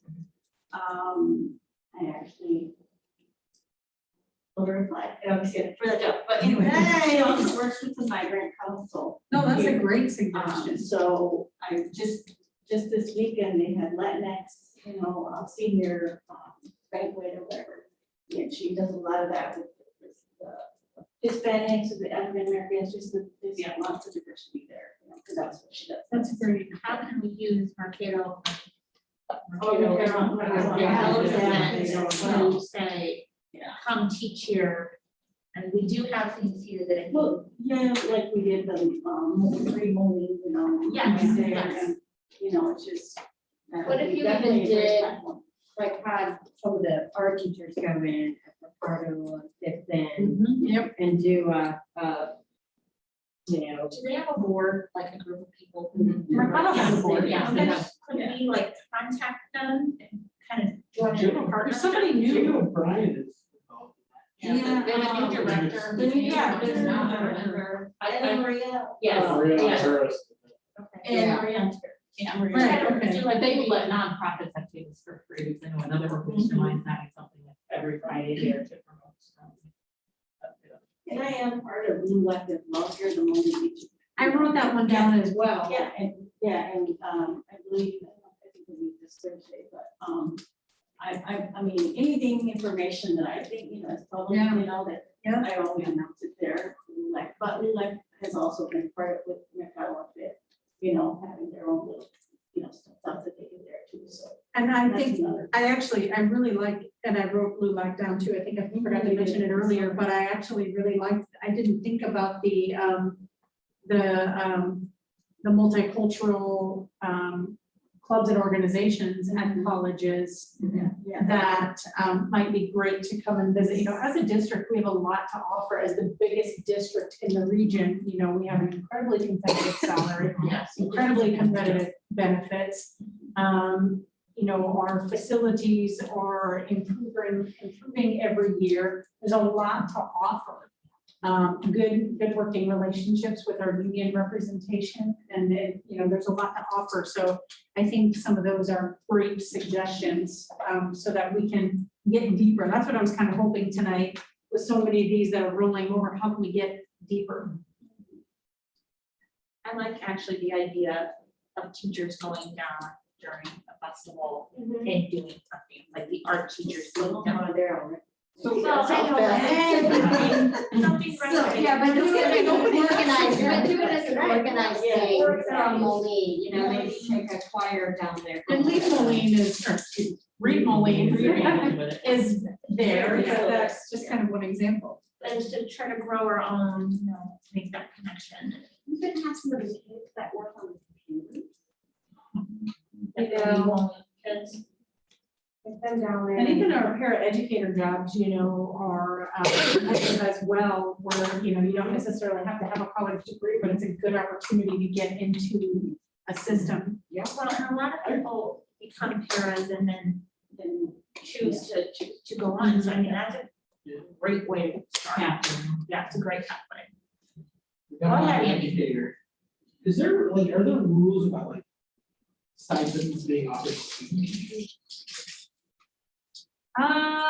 We can't pay students. I don't think so. No, we used to be able to pay the doors, kids indoors, but now we can't do that anymore either. The law changed on that. Fascinating thing, because we have all these conversations on unpaid internships, you know, student teaching is one of the. So it goes all the way back to college athletes. I don't pay for them. She was a single mother and she went through, she got her bachelor's, but that teaching, she couldn't keep her job. Very difficult. Right. That's what. Yes, it's hard. It's an equity issue, I mean, that's a huge barrier. Yeah. Is that something that we at the legislative level need to try to change? Because it is a huge barrier. Because they do want you to quit your job. Yeah, because you have to work nights Well, then. majority of universities then tell you in your paperwork that you cannot. Yes, that's what it's. You cannot work another position during that time because of the time you need to give to preparation and teaching, but because of the equity issue, unpaid internships, which you teaching can be. Yes. And then it's not accessible to everybody who can't leave. So we're cutting people out. Think about kids that their parents are like first generation immigrants. Those parents typically do not have jobs that they can afford to support their child. Oh, yeah, no. Full-time job, you know. There's some universities that have funding and stuff, like scholarships, and other things to support people through any majors that have, you know, in the nonprofit or other areas that maybe that not all schools have, that, and it doesn't pay the same as a full-time job. Right. And so the ability to do that is limited. So the district couldn't do it, could like outside. Oh, yeah, outside organizations can sponsor, so a lot of. No, schools, that's like- a great idea. And it's so Augustana, like, Augustana has their core, I can't even remember the name of it now, that they, $2,000 every student has that they can, they're all choice money. So they have $2,000 they can spend, they put in when they first get there, and then later they can spend forward, and so some student teachers can use that to support themselves during that effort. Like Western, we have several scholarships. The Illinois Board of Higher Education has some funding and stuff that schools can apply for, but it's hit and miss. That can help support students that are doing unpaid internships that student teaching apply for, that. So, but those funds are limited, and so. I had not even thought about that, we're trying to increase our engagement with businesses as they want to say, how can we help? A sponsorship of stuff. That is so cool, I never thought of that. Even like a fundraiser. So, especially if you grow, if they're growing through to grow your own, of being able to say, hey, when we get to student teaching, we can Because provide it's like some financial 16 support. It's a semester, right? Yeah, the whole semester. So it's we like can 4 provide- months. Yeah, so we can provide some financial stipend to help get you through. School's you're not being paid, but outside scholarships and grants can be. Right, I mean, it doesn't have to be a lot of money. No. No, that's very little. Thought of that. Oh. And we do get some And if you're donated dollars from well, businesses. I mean, if you're a parent trying to do it, it's a little harder, but if you're a college student, you just need that ability to be able to pay your rent. Yeah. I did some, I think we're It gonna was hard, get even when I was a a college student. but it would be just enough to pay your rent and get you some food, we wish. We sometimes get donations from community members that don't necessarily have certain streams that they have to be utilized for, so we try to save them for things like this, like, last year we dedicated some of those dollars towards the therapy dog program and to actually pay the fees of our grow your own kids, to pay for their parent test and their background I check. think and all return that. on investment of funds like this is huge. That's great. I think that we approach businesses that way too, like it's for grow your own, like it is to grow Moline, it's keeping our community members here to make it better, we might have good response. A nice fundraiser. Plus, if they I there think might a be lot of some. teachers would be willing to like, yeah, I'll throw $100. And even like, MBA even if, let's say it was Yeah. $500 I a like month that. for, Yeah. $2,000 grant over 4 months, at least it's something. It doesn't, I agree, it doesn't have to be a ton of money, but something to help. I was really glad to hear that she said it doesn't, because like I have a niece still, she'll be a senior next year, or junior next year. And her dad is a professor in Mexico. This is Bree's 1 year going to Oh, teach that's a course. awesome. And now that we have this new program, but she'll be a junior, at least she'll be able to take that class, hopefully, Yeah. 2 of them, yeah, so at least 2 of them, something. Oh, those are great. It's great. Great next steps to take the goal Yeah. deeper. And reach out to community members who have been in our education field. I'm just gonna throw this name out because this is the person I thought of, Dr. Couch. You could maybe have like the so-and-so's scholarship for student teachers and, student. Have a couple of fundraisers, well, that's. Yeah, really I'm cool. sorry, he's just the name that popped in my head. Raise a ton of money, you're talking, I don't know how many student teachers you get. Handful every semester, So that's, that's Like 10? $10,000 something like that. Yeah, I mean, yeah, a semester, like, that's not a ton of money. Right. And they could apply and, Yeah. determine need, who would have a Yeah. greater need. Yeah, that's the most. I love that. that we do for the internships. I'm sorry, what did you say, Ted? Oh, he said I was gonna write a check. I'll have to- Honestly, she just said maybe like any, NEA have scholarship, and I think like, and he said most teachers would write a check. I would. I would too. I would too. Because I know. I know. Exactly. That's such a cool idea. And then I think it also represents, here's how much we care about you. Like, by the time we get to this Yes, point, we wanna we are- have you be back here. Exactly, we are the kind of district that wants you back, and we're gonna take care of you. So That's I really like awesome, I that. love that. I think a lot of community members would be willing to engage in it, provided it's put out there to them in a way that they really understand what's going on and where their money would be going. I think that. And they really would be, the candidate would be receiving it at the end, really, of their training. So clearly, this individual would have had a proven track record of success and follow through, so that it wouldn't, it would be Not a waste. So it's not like, and I'm just gonna say, it's not like somebody that we pay for them to apply to Western and they go and then second semester they go, teaching's not for me, and they go a Right. different direction. And Yeah, I'm not, because by I the mean, time you're student teaching, you've completed. Yeah. Yeah. Well, actually, that's what I really like about this, because there are a lot of people who barely get in front of kids before student teaching, and then they panic. yes. Oh, gosh, yeah, no, this is great too. I mean, And so the very fact that they're getting in front of kids and getting into what teaching really is in high school and then making that commitment is going to change how I think kids are in student teaching. I think it's And really being a special. makes you freaky. Sure does. It does, it will embrace you. and the people who will go, oh, no, this is not for me. And that's okay too, but it's good to Exactly. help And I students in wish, that I wish career they pathway. had something like that for me, because I think I would have, might have done something like that. So, a long time ago in a place far away, when I was a senior, we had a child development program where half of the day we were in a school. Because I went and I worked in Lincoln Irving Elementary with my third grade teacher all afternoon. And I did that because I wanted to be a teacher. So it has impact. But I mean, Eugene has the area career center where they Yeah. have the childcare and they have the police and fire, all that. But as far as them actually going there, I don't know if that's part of it. But I don't know if they have for education. It was awesome. Yeah, I remember. Yep. Teachers doing. Half a day I went. Students doing. My sister did that, and she ended up realizing wasn't for her. And Yeah, that's- right, That's where I like this That's program, important is too.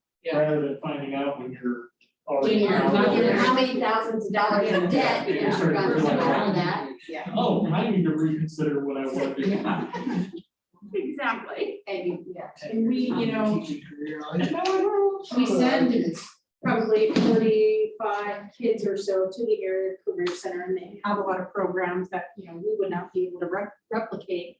But I think our goal is to be able to come up with maybe 5 or 6 really flagship programs here that we do really well, Yes. that, you know, would even allow kids inter-district to come that wouldn't have to travel so far, or, you know, maybe they would continue to go to the career center for XYZ program, and then, you know, Moline would have the highlighted, other package of programs. So I think that's eventually where we would like to be, is to have, you know, a number of just flagship pathways that, are really strong.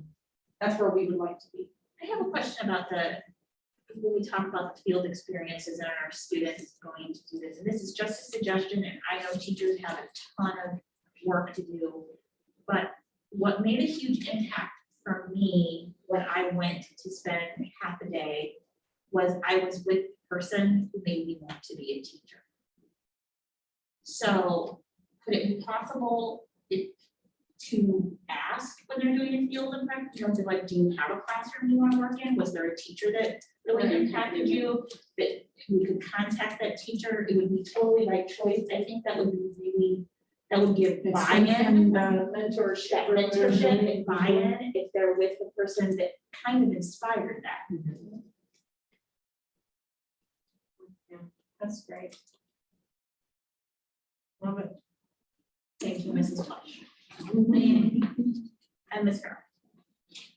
Okay, anyone have any other thoughts on that first goal for grow your own? So I'll take some good notes tonight, and then we'll kind of go back to the table and work on some language and develop them, and then bring them back for a second one. All right, so then we have our equity and cultural competency. Thoughts, questions, concerns? With that, in terms of the staff, professional development and those things, I know that I think probably the discussions that we ask particularly our high school staff to have after the incident in the locker room, and then we have just those discussions that I think, based off of my own child's experience and her type of peers, that some of our staff were probably much more ready to have those discussions and felt prepared, competent to do that than others. But I know we have, our committees and stuff that are helping the district, equity leadership and all of that, but I don't know, this was brought up at the committee conversation of, is there a way to have more even of a, whether it's administrative or something that's not a volunteer, something that has more accountability or teeth in it regarding how our staff is up to standards with those cultural competencies, is able and to have those conversations, because hopefully as new teachers continue to come in, that's built into some state standards now, and we'll see some of that already happening, that this is language and skills that teachers, but some just, there's aren't. So I guess, is that a discussion, or can that be at more even of I think that's our an next step. administrative level or something? That's our next step. I was gonna say professional development is great, but I think, like you said, it was just better conversations. I don't know, if we're able to open up more, have those discussions that need to be discussed about without, being pointed at or being, I don't know, just maybe those type of things. Yeah. I worthwhile a little bit more. One of the things that I really focused on during all of both the football playing and the other issue with our teachers is that how many kids really look at the handbook? I mean, seriously sit down and look at it. And this is just something that, maybe if it's a coaching situation, that first practice is sit down and, here are the highlights. This is what you need to make sure you're Be following. more explicit. You don't like it, there's the door, teachers making sure that they know they're not supposed to be doing social media or any other, platforms with students that isn't approved. I mean, it's just one of those things where I'm guilty of it, you click on something on here and it says you need to do X, Y, Z. It's like, yeah, I get that. And you really didn't read it.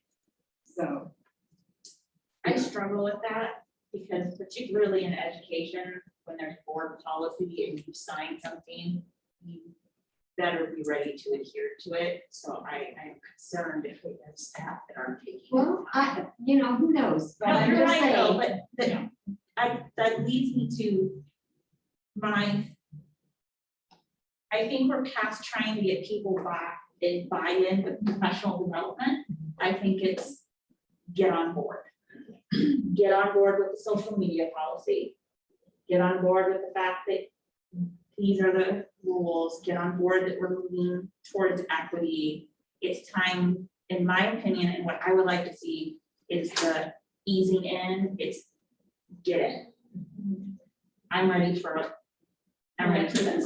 Yeah. well, Yeah, we have exactly. our code of conduct. And maybe that needs to be more high, that's, to me, the code of conduct is kind of like taking the handbook and filtering the most important things to be, in the front part of your brain. It plays a lot into SEL. And I think part of the training is that our SEL really just cannot be just the job of the counselor. And I think that's something that we're working towards, to be able to build it into our schedules at all levels and working with our teachers to find time for them to do that. But I think the days are over when it's only the counselor. I think they take the lead and they drive it and they do a lot of it, but I think that we need to, get a little bit more specific with all of our staff, because it's really SEL, encompassing all of it. Well, I think too, years and years ago, before there were a lot of school counselors and situations like that, teachers did do a lot more of that. And then as, counselors and everything developed, teachers were able to take a step back from that and I think we need to encourage them to step back into it. Caseload is huge for counselors, Yeah, I'm glad that we did get more in Well, this. kind of going back to the athletics and what happened with the football team. It used to be that we had a lot of coaches that were very forward and you need to adhere to, you know, certain standards if you want to be part of my program. You're a representative of the school, and what you do definitely reflects back on how our school is run. And we also had a lot of coaches, and I'm sure we still have many, that are very, very open to be a counselor, to be somebody who, you know, their players could go to, and maybe they didn't feel comfortable going to somebody else.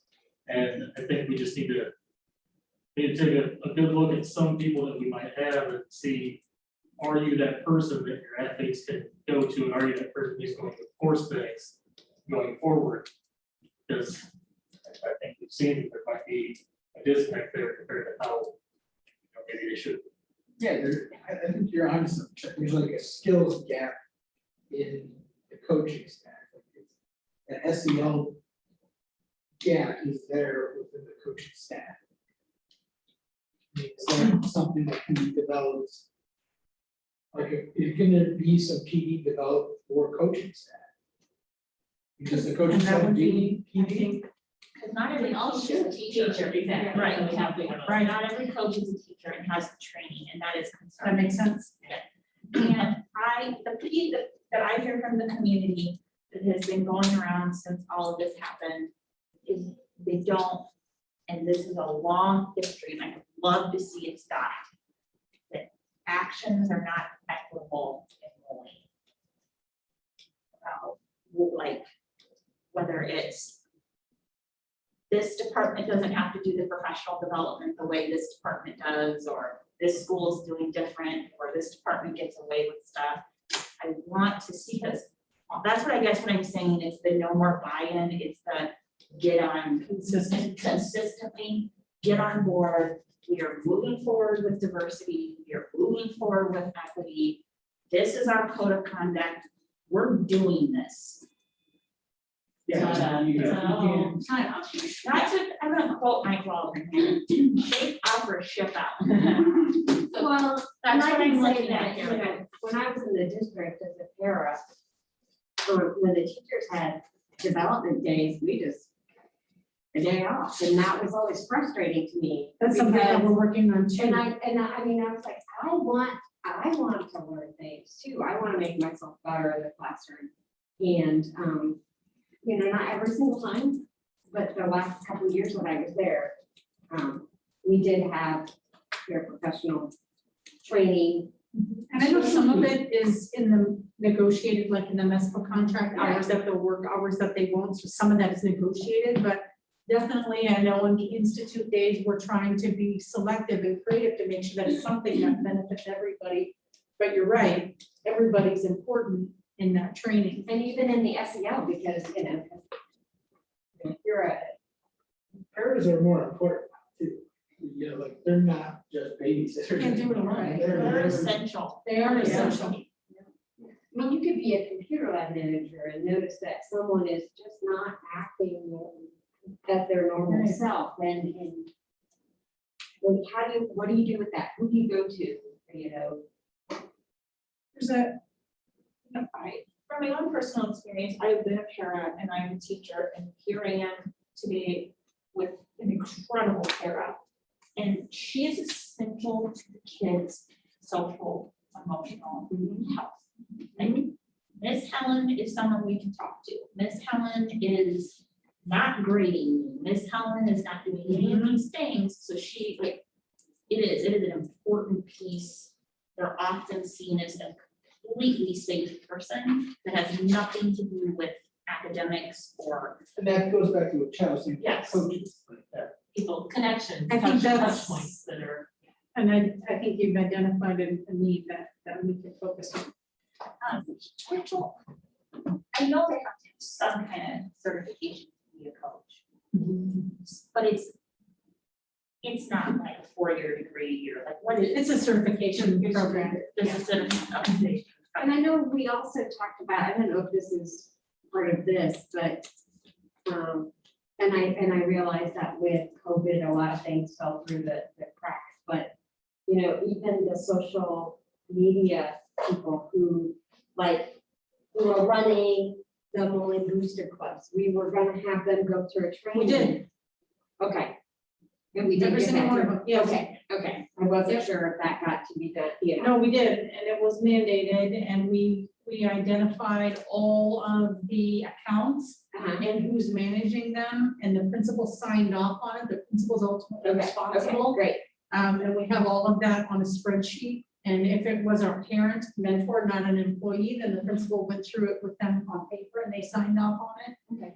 So we did that, that was the first two, we did that. Okay, good. Just like, I know this is kind of getting into the weeds, I guess, but like, what, it was the training just like, here's the rules, don't break the rules? No, or it was like- through Public Works. It was a formal, it was the same program, professional development suite that we use for our mandatory reporting and other very important factors. So it was a comprehensive. So when you're an employee, you have to take, there's like certain number of like computerized tests that you have to take. They give you scenarios and so. I mean, it's mandatory. Suitable for reporting. training certificates that you get. It's Yeah. our bullying and harassment and all of those trainings, workplace harassment, all of those trainings that we. I just think of the IT training that they just, And then, I like, mean, I hope it's not like one of those, like, where you can just buzz through it. where like I was on Facebook going like this. Well, it used to be, well, this year wasn't like that. The, I mean- we were just, that's all, like, it used to Tell be, those, we can't do that anymore. You have to really read through each one. Yeah, that's it. When I was, Fast forward. yeah, like when I was at the state, like our ethics training, like, it was timed, like if you went through it too fast, you Yeah, had I to do take it it. again. Yeah. So- There's a couple of these goals, that I wanted to ask some specific questions. Go ahead. If that's okay. Yeah, absolutely. I wanted to focus on, a number of these, I think we've got kind of some good direction, but I wanted to spend a little bit on the career pathways. Okay. And hear from each of you about what our next steps should be. We want to start engaging more businesses. We want to increase more apprenticeship and workplace opportunities. And the next part of the goal would to be able to define some career pathways. Obviously, education is rising to the top as one, and we've got the CNC machining, and we're working on welding next. That's happening. But I guess, we've got our student data, and we're trying to identify the programs that they think are important. But what would you like to see as our next deeper dive into this goal? I, in particular, wanted to make sure I have a chance to hear from you and get some ideas on those. I bet chess, they say. I was gonna say, well, welding, but you're already on, Mhm. so. Yep, we're working on upgrading all of the equipment first and foremost. And we're working on being able to develop the apprenticeship that would coincide with that, and staffing and so on. I actually have a meeting with a prominent business leader. I think it's this week actually, to try to strengthen that relationship. And I'd like to see us get to like tiers to where a business can sign on. Maybe they're gonna do lunch and learns, maybe it's gonna be job shadowing, maybe they'll do mentor. Maybe they'll sponsor a teacher, maybe they'll give some equipment, maybe they'll do some training and maybe give I some like the like tiers. some like tiers, so. I haven't heard that term lunch and learn, I don't know how long. But I mean, it fits people's Yeah. schedule to, hey, Chad, 20 minutes to just tell us about what you're doing on your job. And so I think some sort of tier system like that would meet people's different budgets and time constraints and people constraints. So maybe they could choose to be involved with us at different levels. So I'm going to try it out with my the business coming up. But what else could we be doing this year to strengthen our goals? I think when you talk about the welding program, I'm not sure who you're looking at partnering with or anything like that, but I know that my union, Florence Planters, would happily help sponsors and things like that. Same with iron workers. A lot of building trades would be more than happy to step in and help, because the better prepared students are for when they go out into the workforce. Helps the workforce. And, and we want them to stay in our community. I mean, Chad and I kind of talk about this a lot, because we work on it every day. And the gap really it's big, it's getting wider. Skilled labor. The skilled labor is getting so much worse, especially in the construction industry. It's really bad. I mean, it's really bad. I mean, in the next 5 years, we're gonna have a really critical problem in the construction industry. And I think part of it is basics. Like, you gotta understand. Like, the problem we have is teaching kids basic skills, like how to use a measuring tape, or, you know, like those basic skills. Like, when I was in high school, I took a class called car care. With Mr. Porter, he was amazing. But it was one of the funnest classes, but like, it was more than just car care. It was like, this is how you use this tool, like, you can measure and all those kind of things. And then I think another thing too, like, you also gotta kind of put our money where our mouth is in terms of apprenticeships. If we're gonna say that we want to encourage apprenticeships, we should encourage them too. Like, when we're building buildings, we should say, you're required to have apprentices on this job site. Oh, what Like it. a great. And we're doing, and I do this for a living, so we are going to cities and asking them to pass ordinances to require graduation rates within their like procurement codes. So like, City of Moline, we're gonna talk to them about saying, okay, you guys want to grow your workforce? Part of workforce development is having having contractors that have apprenticeship programs that actually graduate apprentices. Because there are programs that are just paid programs. They say that, oh yeah, we got an apprenticeship program, but really don't, they don't graduate. You want them to come out with industry certification or the experience. Here's my biggest thing about career pathways.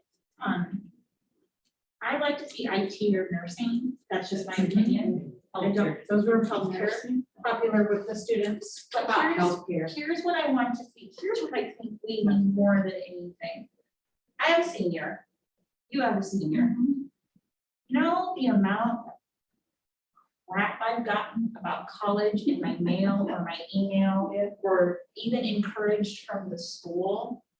I have never once gotten anything about any other career pathway but college. I think the high school needs to be like from day one, this is an option. Like we have to, because the voice of four-year school is so loud that I think, and I'm all for going to college, but this pathway gets drowned out, and I think it needs a little better PR. A lot better PR. So, I was just gonna say, one thing on that front is having the counselors engage students and say, you know, these are definitely viable options towards being successful and, you know, living a comfortable life. I was told a lot when I was younger that you can't be successful, you know, without going to school. And you talk to anybody who is in a trade or does something like that. It's successful. Right. But also we need to, and it would be something that, like I said, you know, I know a lot of people would be willing to help with, educating counselors on what's actually involved. Right. yes. You know, it's not so much just take a. It's almost like a class, trades fair that we really should be having every year. There's a lot more than just knowing how to weld. There's a lot of math. Right, I was gonna Any of say. them. And I think there's a mindset for a lot of kids who maybe have that idea is, I don't need that, well, trigonometry is huge in life.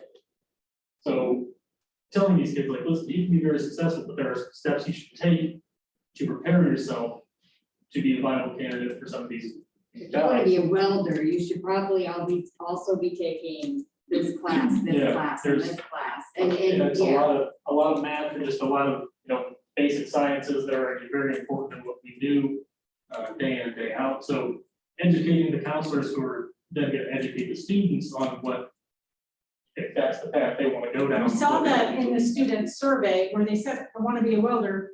but they didn't understand the here to get to there. They didn't understand, oh boy, I should be doing my math homework. And Absolutely. so that's something that we saw loud and clear in the survey and want to take that information now and figure out. It's something that we actually, when I was in the building trades meeting, we were talking and we was about our career areas. What the iron worker actually told us, you know, they send us, schools usually send us kids that didn't succeed other places, so they send it to us. He goes, I'll make them a good iron worker, I can do that. But it'd be nice if they sent kids that maybe were kind of on the fence about going to college, and then send those kids that intend to go to college, but maybe want some work experience. It's a whole new kind of bubble kid. So, for me, that's what I'm talking about, like when you said the well-being, they don't know what to take. I think we need to change our channel and we need to change our language. I hate when people say the trades is an option to not go to school. You're learning stuff. Yeah, That it's is school. You like, that is, you're getting. It's a very valuable, education. And Yes, I want to change the language because I feel like if it's put in a different way, it's more positive. And I think trades needs the billboard. Right, well, and you just like reiterate, like, check, how much student debt are you gonna have after your graduation? So, just 8,500 hours of leaves of on-the-job training And how many of those? But they don't know. Paid on the job training. Yeah, and how many of this very well paid on the job. People spend 20 years paying off their student loans. Right, I only had to pay 2 years of my students, like college, and I just paid it off, like, that's insane, 10 years out of college. That's a channel change. This over here, so that's my feedback on how we talk about career pathways and promote it. Well, it gives me great things to think about and figure out, how we can take it to the next level. I have one thing I should say. I would, and you are both very busy men, but I think it would be awesome if you two, as board members, could come and talk to the high school students and be like, hey, this is what we've done, this is what we're passionate about, we're on the school board. Just someone that's connected to where they go to school. We went to school here. We went to school here, this is important. Check it out, just something to think about. Yeah, I have no issue with that. I don't think that my employer would mind if I was going and talking with people that were gonna be the next people. I'd love to get to a point to where we're doing a signing day for business. And, oh, this business is signing on for a tier 2, the maroon package or whatever. And I think we could get a lot of businesses if we give them options, so you don't have to give a ton of money or a ton of time. The low time commitment, high impact sort of way to get. So the healthcare thing, I think, is an important pathway. I heard an NPR story probably about 4 months ago about a school in Virginia that it was for women in plumbing.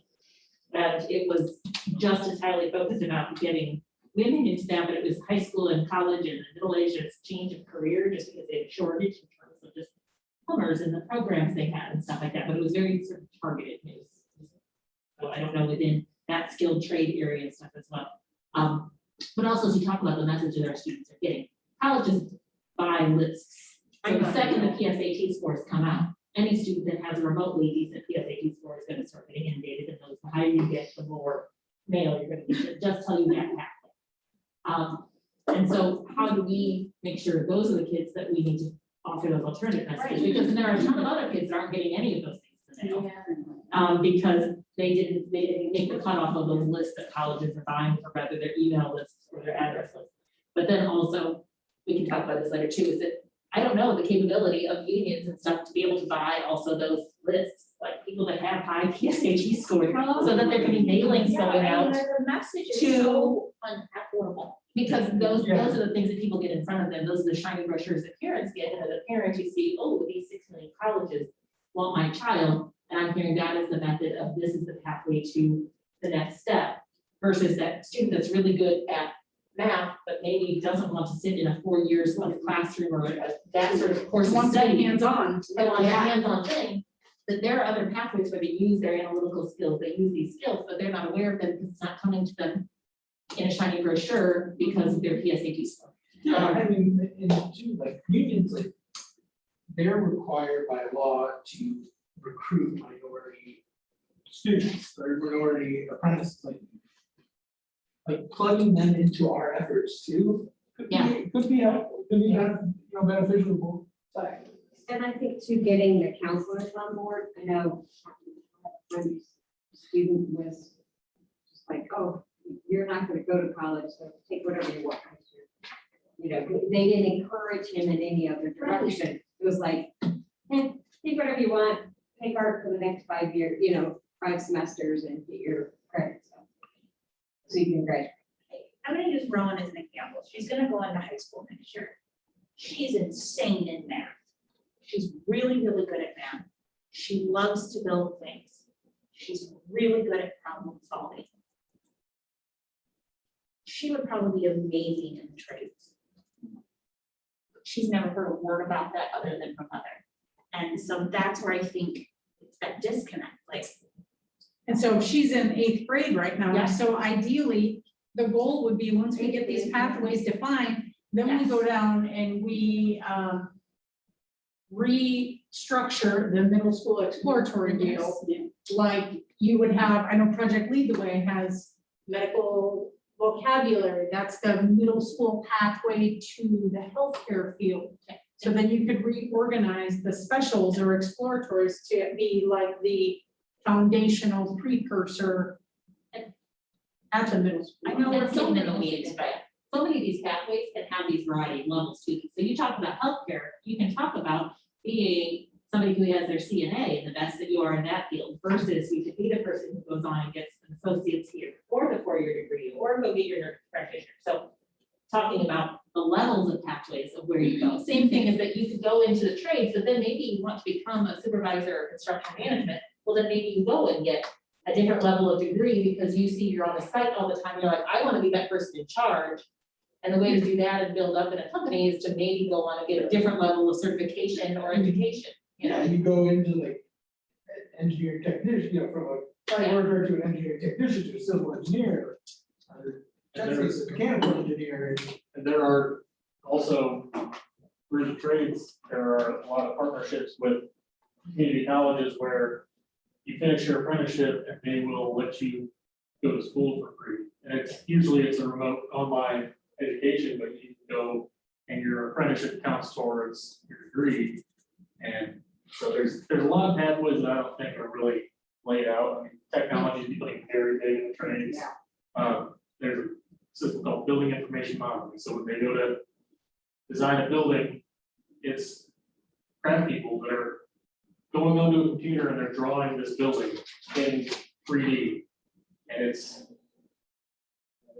the same pay as everybody else gets, and that's what you're good at. And contractors are looking for those people so that they keep in the house.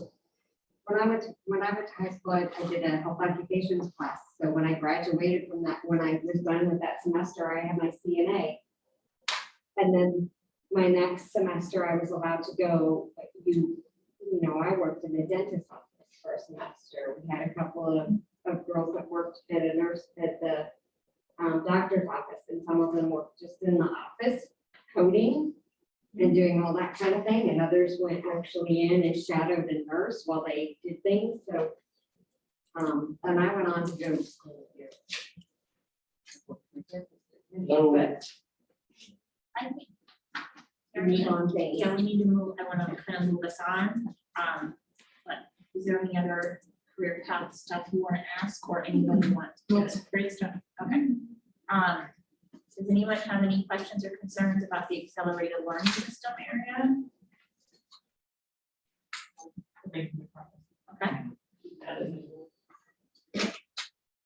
I was gonna say, when we were talking about, I would ask if we could keep Zoom meetings for.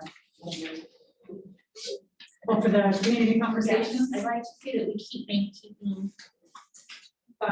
Yeah, it's equitable, we're going to have people who can't come because of their kids. Or who are flat out not interested in leaving their house, because sometimes I'm just not. When you're. Yeah, you're only- But we could even do it as we're gonna have an in-person one and Yes. it's. Yeah, I think too, because there's. You know, We have great, over 100 people every Yeah. time. Yes, So yeah, that's easy. easy. It's a pathway that people want and Yes. need, and I'd like to ask that we take it. Sit down with their dinner and. I just keep going back to when I did. Is the, so many people were, they were doing other things, they were Yeah. listening, they Yeah. were, one of them was washing the dishes and the other guy was. Oh my on the gosh, live stream. But I And, you know, mean, it's like- that's meeting their needs. Exactly, and they may not want to even say anything, they may just want to listen. Yeah. And they don't want to come here.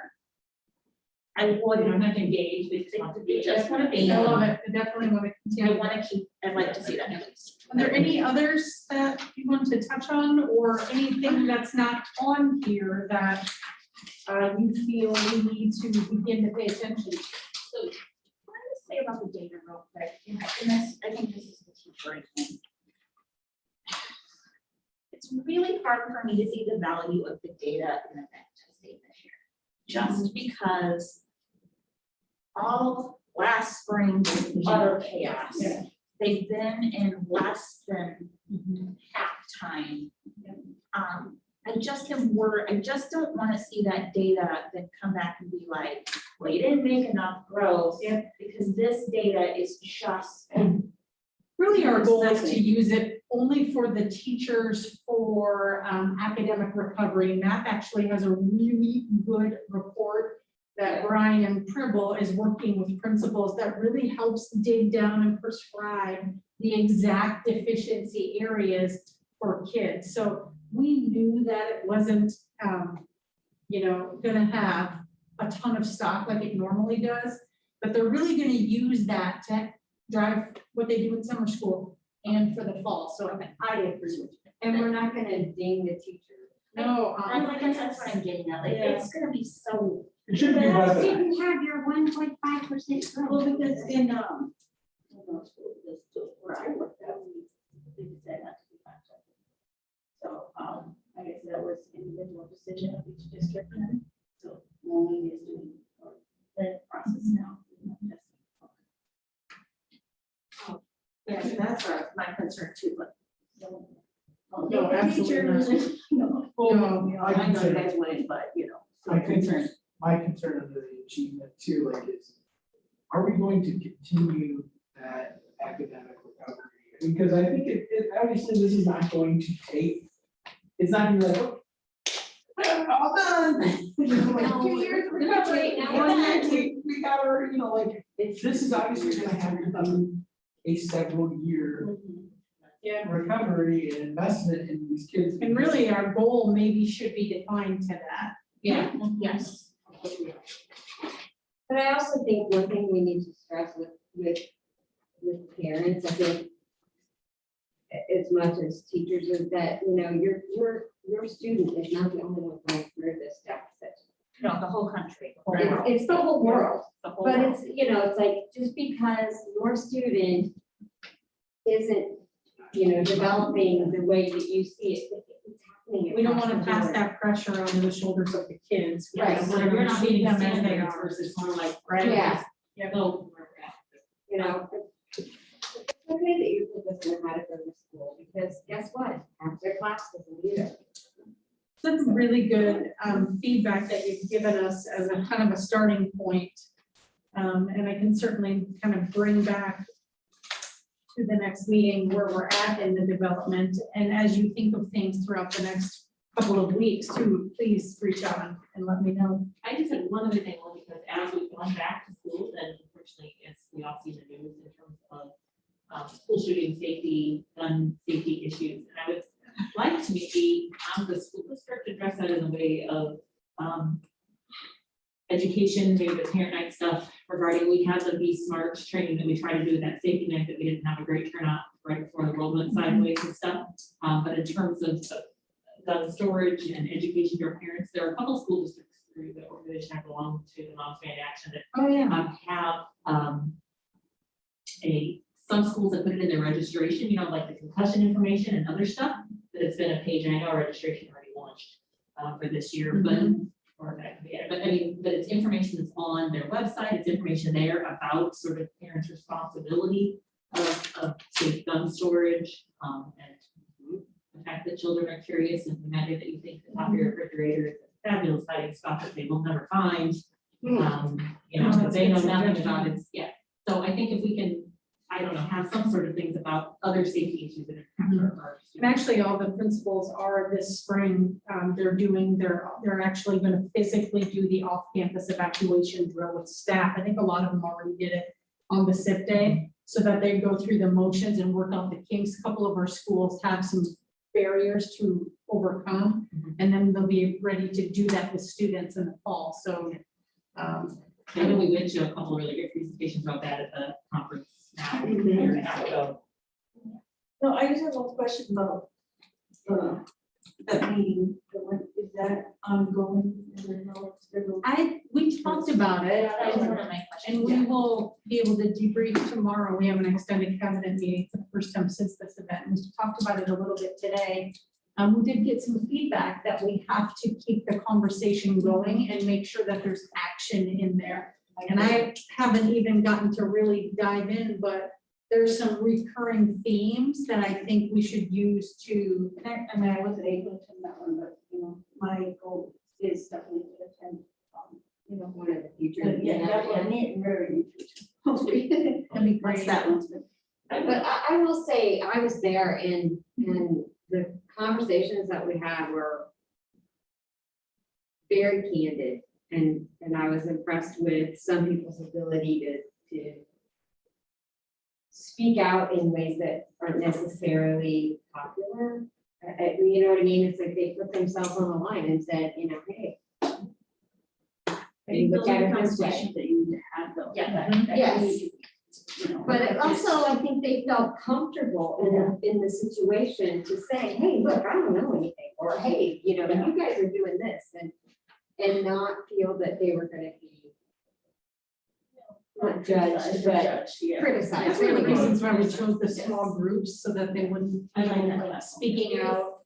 Chet, did you want to say something? Yeah, I just, in regard to that, I think that we need to make sure that we have kind of a continued and, evolving response to the types of things that we're seeing up there, something that's very visible to the community, because if we don't do that, then the people who came here and talked and made those suggestions, it rings hollow, and they think that it was just kind of.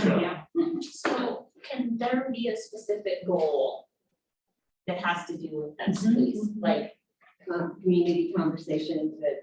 well, something that, on equity specific. The action. The action is from this. I think even more digging deep than that is looking at those and find a theme, and then you have a community conversation that is about one specific. Yeah. Because you can have a ton of broad ones, and then they're just gonna keep bringing up those themes, and then you never, it's kind of like doing the 5 why of the conversation. So the activity I thought we did was great.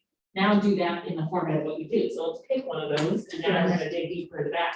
And then we pick one of those, and we can dig deeper into that I think you can do that in a way that I think will probably result in some actionable things that the district can do within our resources, too, because that was the huge. That doesn't get forgotten. That was brought up in the group I was in. Each one of those topics could be a community conversation. On itself. And so I think that needs to go, that needs to be a goal for us, and we're having community conversations on something specific, and we're working to take action. Like, we're not just talking out of this conversation, this is the action we're working towards. And maybe every other community conversation is keeping these conversations going with some specific areas of focus. So. Before we wrap up, I just have one question. Mine is a quick one. For the accelerated program, they're taking the test. Are we using any other data points, like teacher recommendation? Well, and keep in mind, that's just for elementary, 3 through 5 right now. Actually, it's just gonna be 3rd graders moving forward.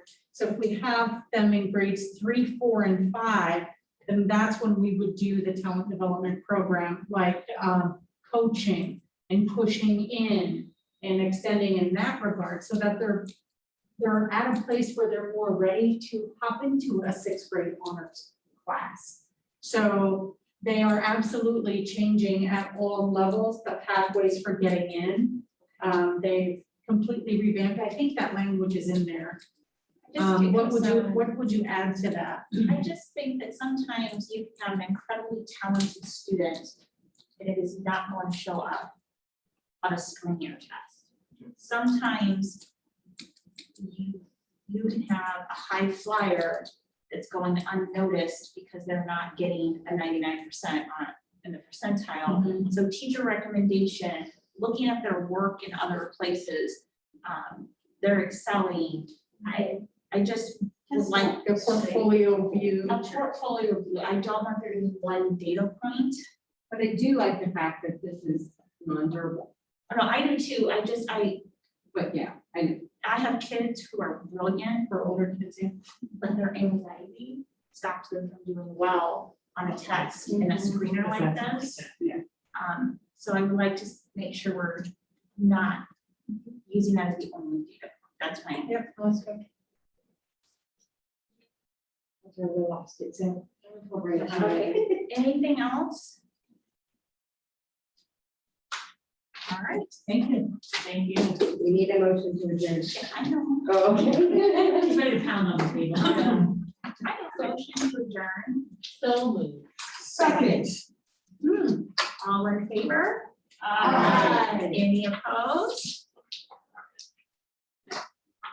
Thank you so much.